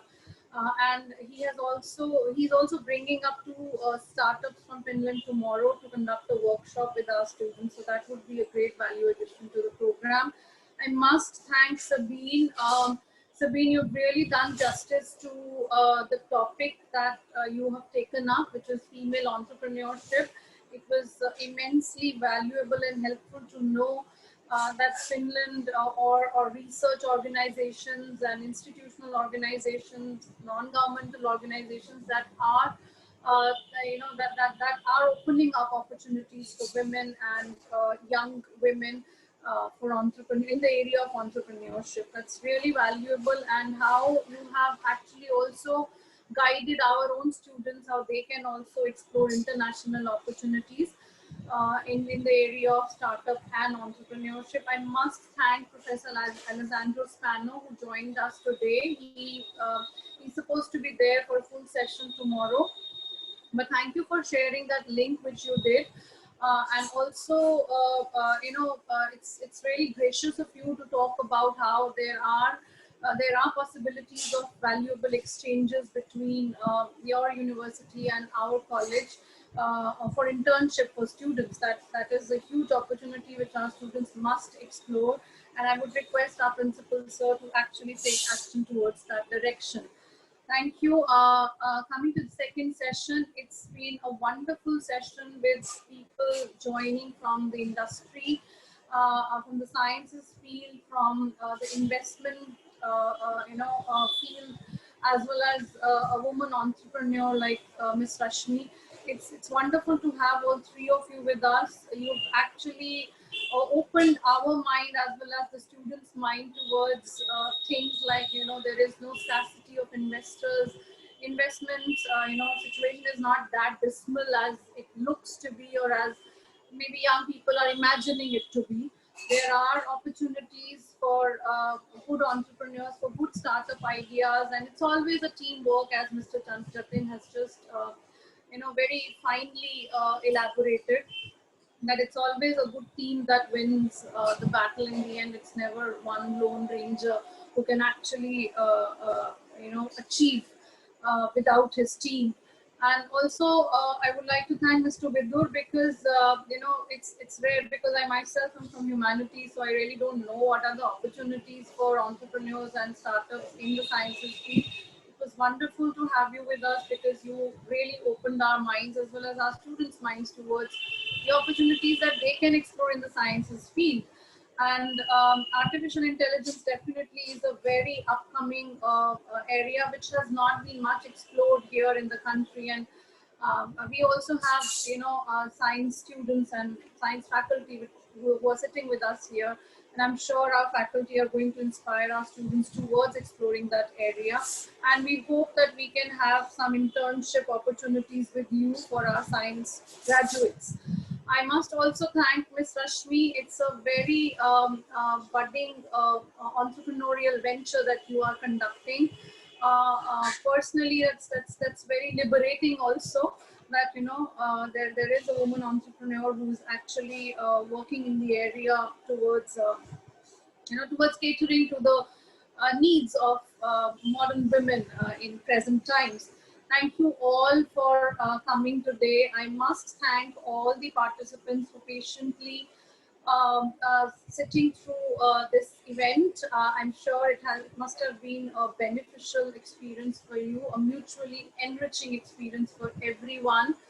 I must also thank all the IQAC members for organizing this event. Everyone has worked very hard and everyone has contributed towards bringing it to reality and also making the first day of the event such a successful experience for us, as well as I'm sure for the panelists and the resource person speakers who are with us.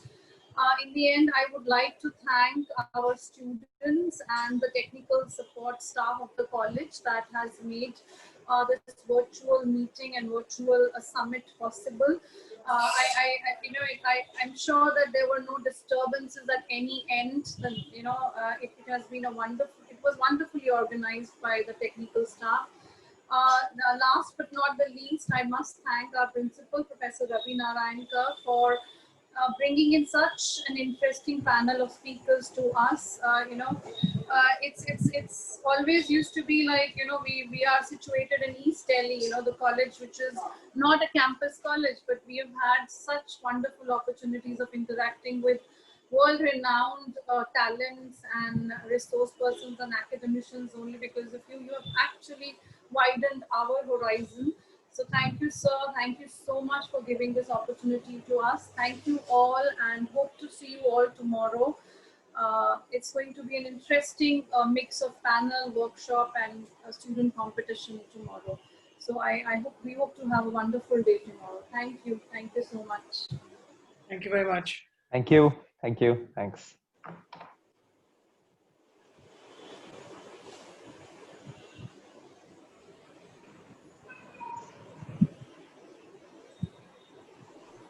Thank you, sir.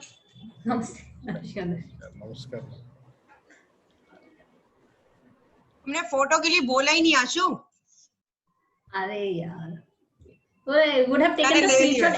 मैंने ले ली. Would have taken the screenshot. Everybody was present. Yeah. हाँ, ये 2 videos वो आ रहे थे ना, of आ रहे थे, वो भरी भरी अच्छी लगती है ना फोटोज, इसीलिए. Thank you, sir. Thank you. चलो जी, ओके, बाय. अभी मैं फोटोज मेल कर रही हूँ सबको. नीलम अपनी मेल भेज दो. सिंपल नीलम की मेल भेज दे. Sure, ma'am, I'll do that. I have also clicked few photographs. I'll share that also with you. सुमन रुक जाओ, तुम्हारी फोटो तो खींच लूँ, इसलिए मैं बोलती रह गई, किसी ने सुना ही नहीं. एक मिनट रुक, तेरी पिन करके ले लेती हूँ. खाली हो गया सारा. स्माइल करो.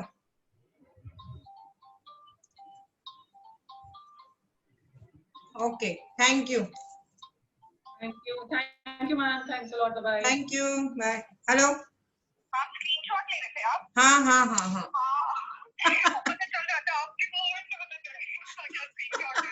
हंसी भी आ रही है क्योंकि किसी का एक्सप्रेशन कभी आंखें बंद, कभी कुछ. मैंने आशु को इतनी बार कहा था, मैंने कहा वो कर दे